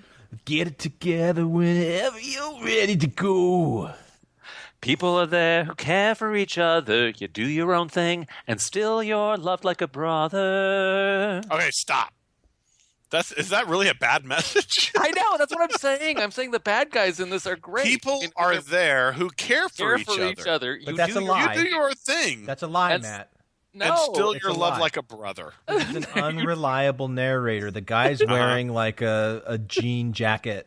No, they're all wearing jorts. They are all wearing jorts. Yeah. Yeah, right. 1989 shorts for But he guys. tells them, like, this comes up later in the song where they say they're your friends, but they're not because they're leading you away from your family and home. How could they say they're your friends? So they're like feeding him with lies. They're flattering him here. That's Pam's argument, but it doesn't actually hold up. It's the Mormon argument. Pam is like the voice of reason in Right. this. She is the I know, but I mean, Mormon she says there when she says if they take you away from your family and home, they'll leave you alone in the end. But what does that mean? I mean, you always leave your family and home when you become an adult? Not like this, though. No, because we're going to be together forever, John. Right, and you don't really leave your family because you move to the neighborhood away, which might be an entire state away if you're in Utah.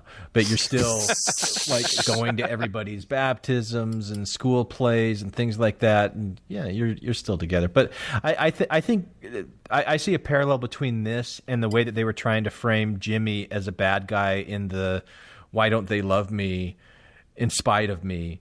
You know, like you can do your own thing and still you're loved like a brother. Like, no, you can't do your own thing, you guys. You can't. You've got to follow what unconditional love is a vice. But at least it's a lie. At least Korihor at least eventually admits that he's a Satanist. Whereas these guys, I mean, they just keep on saying, "Well, we'll still love you," like a brother. They never especially in the video, there's all these women that are making wanton eyes at Jimmy, and they're like, "Hey, Jimmy, are you going to come with us?" Yeah, but is Jimmy gay? Why doesn't he care? I mean, that sounds like good, right? I don't think he's gay. You said come. Well, the hippie thing starts making a lot more sense with the lyrics here about the whole free. It's kind of more. It's trying to highlight kind of free love type thing, right? Like whatever, you know. Yeah, we'll get it together. Is that a euphemism for we'll get it on together? No. I should think so. What else does it mean? Get it together whenever you're ready. Yeah, we'll get it together whenever you're ready. Yeah. Whenever you're ready to go. I mean, are you ready to go, Jimmy? Ow. This might be the like friends are all Freudian. girls, you know. It might be a Freudian slip there from the writers, but I don't think they meant it that way. You don't think so? But they were wearing blue shirts. You're just listening now. Yeah. We'll get it together whenever you're ready to go. We like move on to like the Jimmy's more or less having a drug sequence, right? Yeah. So and this is one of the things I'm disappointed with. The '89 version cut out voices because I really like how I can't find it on voices YouTube. Is. Oh, that's why I don't know it. Interesting. Oh man, no, this is great. This is one of my favorite songs because of, you know, the things that are tempting Mormons away are so dire and evil. Yeah. So this becomes this is Todd and Jimmy singing together. Is that what it is? So this is this is when they meet in the park. Yeah, and that's in the movie. Yeah. And then no, it's Todd and Jimmy talking to each other, but then there's all of the voices of the world that are calling to Jimmy. That's weird. Yeah. So, and here again, I always just didn't understand because Jimmy kind of runs away from home. I guess we skipped that part because at some point, Jimmy, they disclose to Jimmy that they are pregnant, and in the movie, this is pretty dramatic. In the movie, he says, "Oh, great! Why don't you just drop a litter next time?" And his dad full on backhands him, just whack, and he kind of runs away, presumably runs away from home far enough to be in the same place that his sister's boyfriend is on a mission. He probably just went like to Tempe from LA or something. I always have the impression that he's hanging out in a park in San Francisco at this point. So in other words, they're from Utah, and I don't know. No, he's on drugs. If the minor chords of this song are any indication.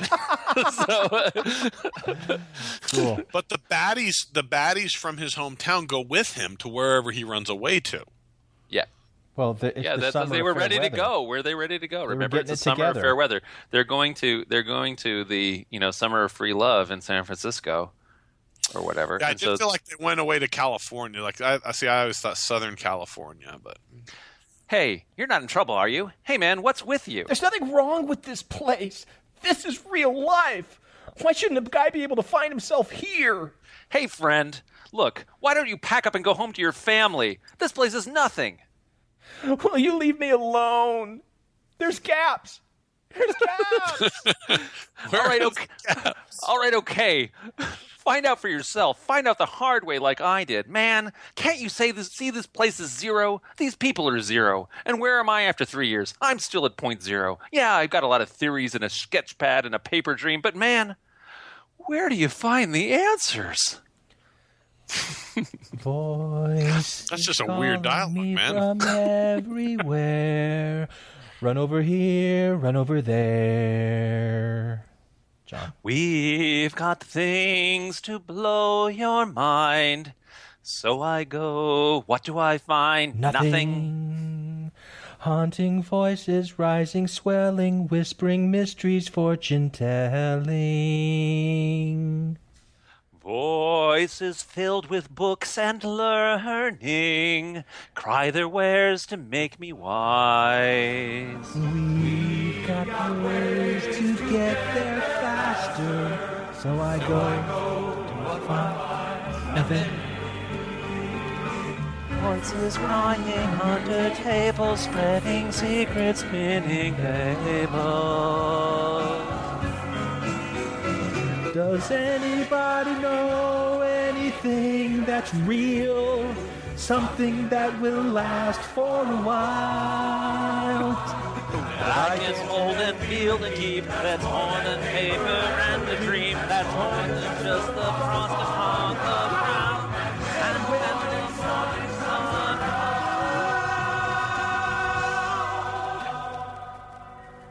This is trippy, dude. To nothing. Voices wearing wings of glitter, calling me, beckoning me. We've got bread to bring you pleasure, so I go. What do I see? Nothing. Nothing. Nothing. Nothing. Nothing. Nothing. Nothing. Humana. That's weird, dude. I love it though. I mean, it's like I don't know that the song. world. What does the whole world have? It has Nothing. filled with books and learning. Nothing. So many books And fortune tellers, apparently. Yeah, No, but I it's know. gotta But in other words, like scholarship is the same as fortune telling. Yes, but very different than patriarchal blessing giving. Yeah. But you get there really easy by drugs, is what I'm assuming they're saying. Yeah. Right. Well, I mean, you heard that song. I mean, we're on drugs in the song, right? Yeah, that's weird. Yeah, well, all intellectuals are on drugs. That's how they become intellectuals. There we go. I went to college. I did it the wrong way. Man, Dang. My brother was a freaking intellectual in high school. How about this? Voices crying under tables, spreading secrets, spinning fables. I mean, God, is that the temple? I mean, spinning fables. Isn't that what Joseph Smith did for a living, was spinning fables? But you're not supposed to spread the secrets, Randy. Spreading. Right. There's penalties. Back when they wrote this, there was penalties. Yeah, and you know, like they take shortcuts. We've got ways to get there faster. So, you know, Like don't study. put your shoulder to the wheel and push along. Just ditch it and go for the shortcut. Yeah. I don't know. I always liked this song, and so I was disappointed that it wasn't in the '89 version, Saturday's Warrior. I think that's Matt's favorite song that we've done this night. I love that song. Yeah. Yeah, I've never heard of it. Yeah, well, that didn't fit into the Saved by the Bell narrative that was spun by. Well, that is true. Because they didn't have evil hippies and drugs and stuff. The bad guys in the '89 version. I think this was like a bad dream that Screech had. No. It's Jessie when she's taking her pills. Is Jessie is she the Elizabeth whatever that was in Elizabeth Showgirls? Berkley? Yeah. Okay. Was she the one in the Showgirls? Yeah. I'm so excited. Did you guys watch the reunion on the Jimmy? So what's it called? It's a night show, right? Jimmy Fallon, yeah. I saw Jimmy that there Fallon. was, but I didn't watch it. It was pretty Yeah, I funny, watched and it. I never even watched Saved by the Bell more than. Although Lark Voorhees wasn't on there. Lisa. Oh, okay. Okay. All right. Okay, so this is the most complicated song. Well, so this but is before where we get to the song, okay. it's big time. So in the movie, and I don't know if this is on a stage play, in the movie, Jimmy one of the baddies girls comes over and says, Jimmy, you've got a call. You need to call home. And he calls home, and then he breaks down. And we learn that Pam, his twin, the girl in the wheelchair. Oh, yeah. The voice of reason. Yeah, she's dead. She dies. Yeah. His anchor. Yeah. Here's she's been this woman that was just sitting there patiently. You know, she wanted to be a dancer in the pre-existence, but she's born crippled, and so she's the one that's just doesn't understand it all. But she's like line upon line. Okay. She knows she doesn't have to worry about it because she's got the perfect faith. All she ever wanted to do. Upset. All she ever wanted to do is be a dancer. So what does God do? He makes her born a cripple. What a dick. No, he's testing her faith, and she passes. I agree with Randy. It was a dick move on God's part. No. Well, that was the line in the pre-existence was, I don't care what happens on Earth as long as I can dance. Right. And God was taking notes. Was like, okay, I know what I got to take away from her to pull a joke on this chick. Right.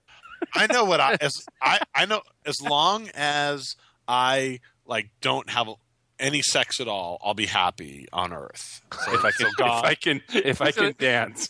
He took the one thing that was that gave her joy and meaning, and he just says, "Fuck you."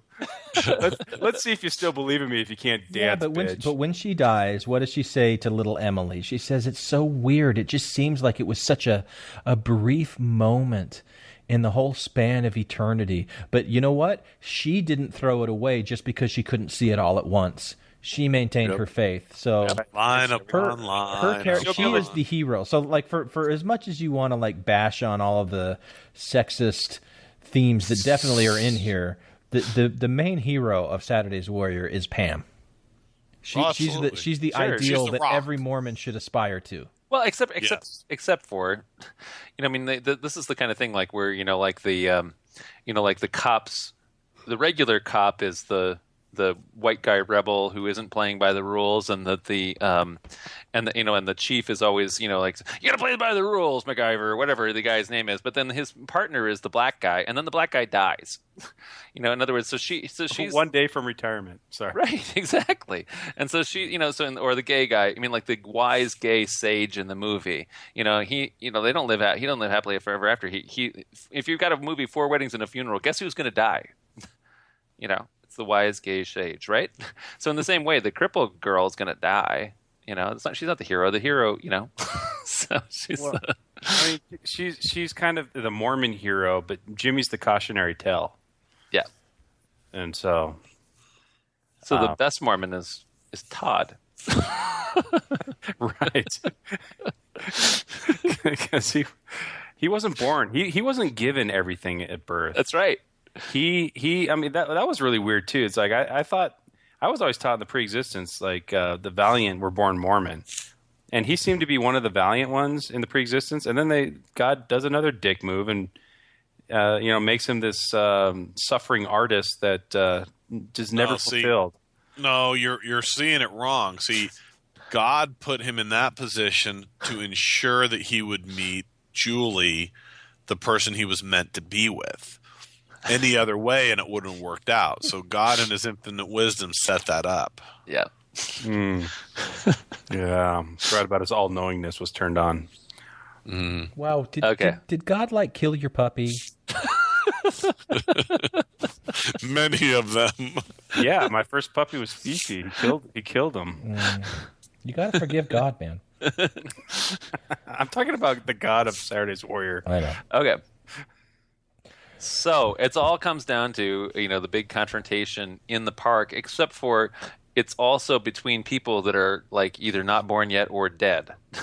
So in other words, Emily, that are in the exact same spirit world, right, the spirit worlds overlap. Yeah, that's one of the big doctrinal problems that people had with Saturday's Warrior, is that Mormon doctrine does not teach that the spirit world and the pre-existence overlap. You can't communicate. But the spirit world is pre-existent Emily is hanging out here with dead Pam. Yeah, right. Or that as soon as you die, your memory that you lost when you were coming to Earth is instantly returned. Yeah, and that's not Mormon doctrine. Yeah. Wait, it's not? No.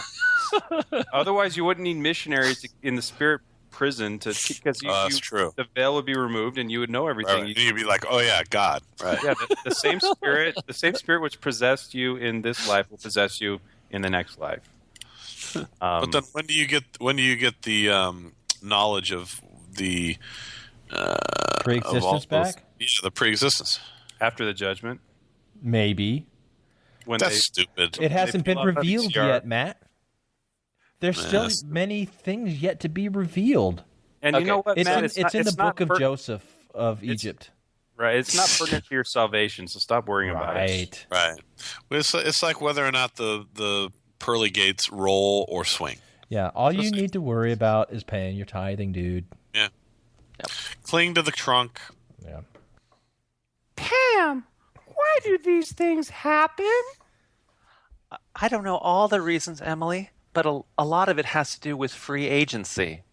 But my free agency says I want to go down to this family, not to another one.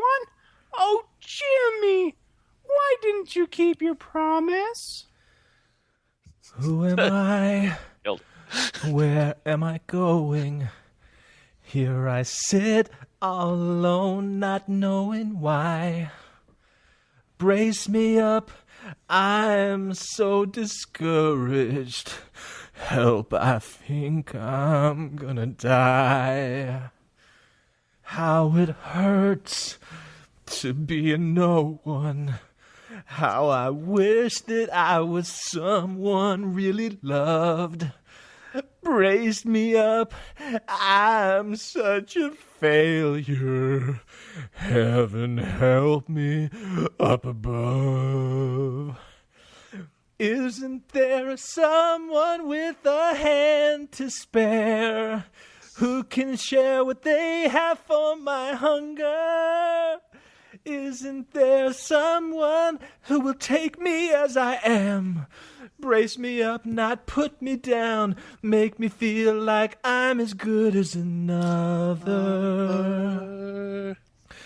Doubts and fears keep coming faster. Boy, I'm heading for disaster, that's for sure. Brace me up, I'm going under. Help somebody find a cure. Hey, Flinders, we're ready. Let's go. No, Jimmy, please. Hey, man, are you coming? Don't listen to them. You belong here with your family. Flinders.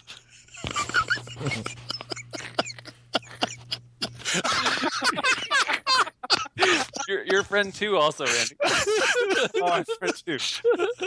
What's with him anyway? It's still not too late. If you It's still not too late. If you just remember your promise. Try, Jimmy. Try. Hey, man, are you all right? We were going to pull together. It was your idea to pull together. Flinders. Please, Jimmy. Come on, let's go. Come on. Don't listen to them. Don't listen. Hey, Flinders, no, Flinders, come on, we've got to go, Flinders. You'll never find it here, Flinders. Believe me, I'm your friend. Hey, Flinders, come, Flinders. Don't blow your cool and run, Flinders. We got a world out there, Flinders. Believe us, we're your friends. Jimmy, Jimmy, don't listen to them. How can they say we're your friends? If they take you away from your family and home, they'll leave you alone in the end. Isn't there someone with a hand to spare who can share what they have for my hunger? Isn't there someone who will take me as I am? Build me up, not put me down. Make me feel like I'm as good as another. Jimmy, we love you. That's all we have to offer. Jimmy, we need you. Please don't turn us away. Hey, Flinders, stop, Flinders. We're here to help you out, Flinders. We've got a world out there, Flinders. Believe us, we're your friends. Jimmy, oh Jimmy, don't listen to them. How can they say that you're friends? Isn't there someone with a hand to spare who can share what they have for my hunger? Jimmy, we love you. That's all we have to offer. Come on, we got to go, Flinders. Jimmy, oh Jimmy, don't listen to them. Isn't there someone with a hand to spare? Jimmy, we love you. Hey, Flinders, no Flinders. Come, Flinders, run, Flinders. Stop, Flinders. Now, Flinders. Flinders, please, Flinders.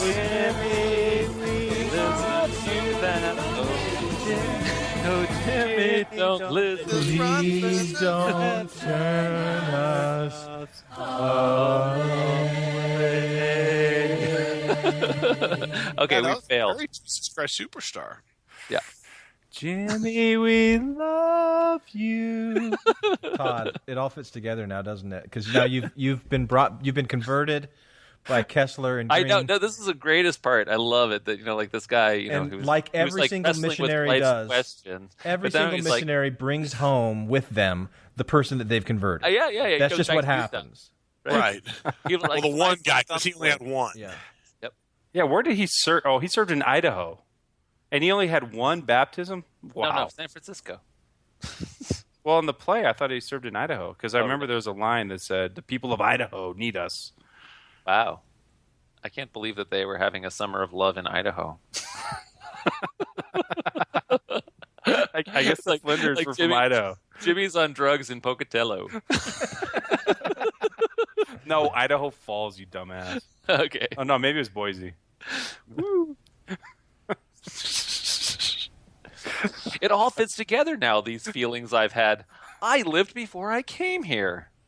Please, dear Father, what are these feelings? I am a son of God. I have a destiny, an eternal purpose.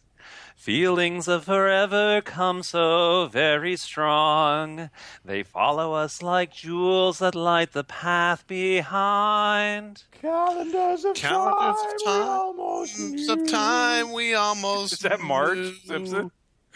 That trembled in a lamp much brighter than the sun. I recall the morning you arose, shining like a star on an endless sea of sand. And the tender child in your eyes. As the compass drew us out, I took your hand. And now we lift the veil and try to understand.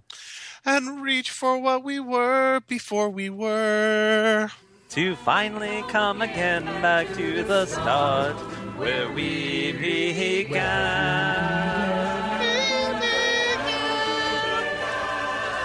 Something's at the gate and rushing. All the rusty chains time can hold. All the rusty chains can't hold it Memories of a former life we Memories of a former life we Feelings are so strong coming through.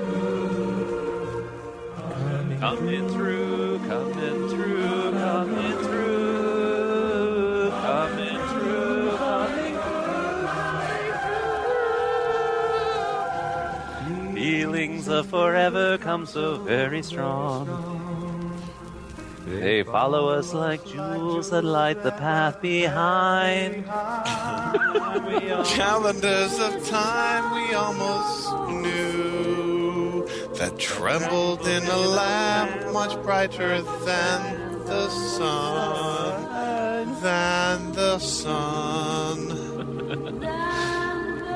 Well, see I think Matt, you don't know that 74 version where Julie is like so over the top operatic. It's like the weakest link of that 74 cast. No, yeah. But yeah.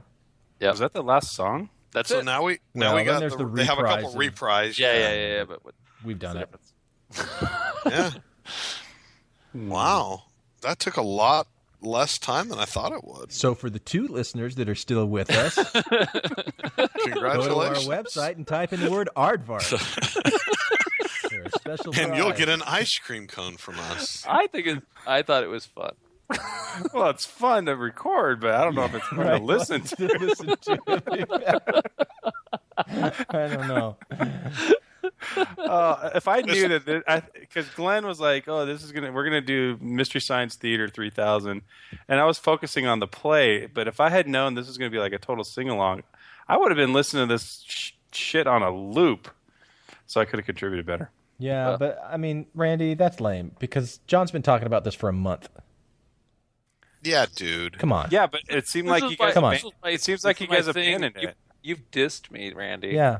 Yeah. Well, but it seems like Glenn. You were changed more the whole interested in a format. new Bart Ehrman book and all the other podcasts that we've done since John talked about this. That, jeez, man, and had like living a life and being a dad to your kids and a husband to your wife.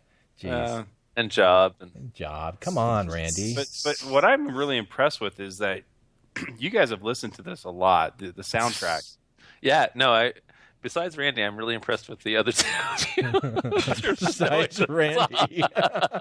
Oh, that cut me deep. You know what? You can't stay at my house anymore. Oh no. That hurt, man. Yeah. So, has anyone seen the sequel to Saturday's Warrior? No. Do they have them? Oh yeah. No. I think there's you guys 2. got to do that with somebody else. I've heard about it, but I haven't seen it. Star Child. Yep. Oh wow. So who's the Star Child? I don't know. I don't know. I don't care. I think we all are. You know, I don't know, and I don't care. The real sequel to this thing is Battlestar Galactica, the 1978 version. So we should do something with that. By your command. Mormonism is just incapable of good art. And I defy any of you to show me how I'm wrong. There's some nice music that has like some layer and depth to it, and is able to manipulate emotions pretty well. Yeah, and I admit to that. Like, there's, despite myself, there's some songs that I listen to from this musical that I get goosebumps, and I'm like, oh god damn it, goosebumps. No, I like. You know what I'm saying? Does that make sense? What I'm saying? It's like, oh, that's really catchy and speaks to my really bad nature. Well, also, wherever you were conditioned to get goosebumps in these areas, like your brain's been wired that way by Mormonism, right? So it touches on that, and now it's the nostalgia factor that gives you those goosebumps, but it's still there. Yeah, and those damn goosebumps are involuntary, and I feel them, and I'm like, oh no, you shouldn't feel that. Yeah, but I feel them, so it's I tip my hat to Lex de Azevedo. Yeah, it's the same goosebumps I feel when I listen to the Police. Is that like a dig at the Police? Take that, Sting. Yeah. Oh my god, just give me goosebumps.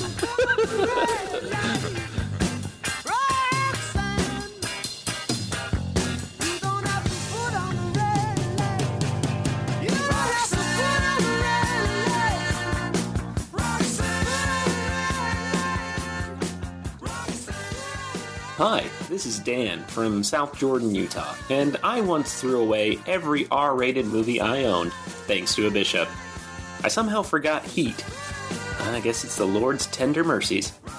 You can comment on this episode on the website, infantsonthrones.com, and if you really like what you hear, give the Quorum a 5-star rating and write a short review on iTunes. I did. Anyone for the closing prayer?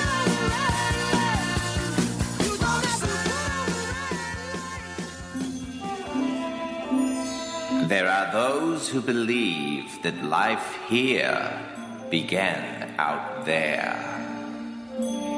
Far across the universe, with a council of gods, whose work and glory is to bring to pass the immortality and eternal life of man. For as man is, God once was, and as God is, man may become. Some believe that infants who die here become eternal gods out there. Pretty stupid, huh? This is Infants on Thrones. Teaser. Well, here goes. Teasing what, you may ask? There she goes. Goodbye, Barbara. We'll be thinking of you. We'll see you soon. Remember, don't come back without the treasure. Well, teasing a little My Turn on Earth take on some things that are going on that I'm going to release on Patreon only. So if you have $1 or more that you would like to contribute to the podcast, you can go to Patreon, sign up, and help support the costs that it takes to get this podcast out and hosting it on the sites and all of that stuff. Just help me out there. I would appreciate it on Patreon. And I've got a special little treat for you tomorrow, which is actually going to be quite bizarre and hopefully at least worth $1 if any of you are interested in hearing it. Thank you for listening to Infants on Thrones.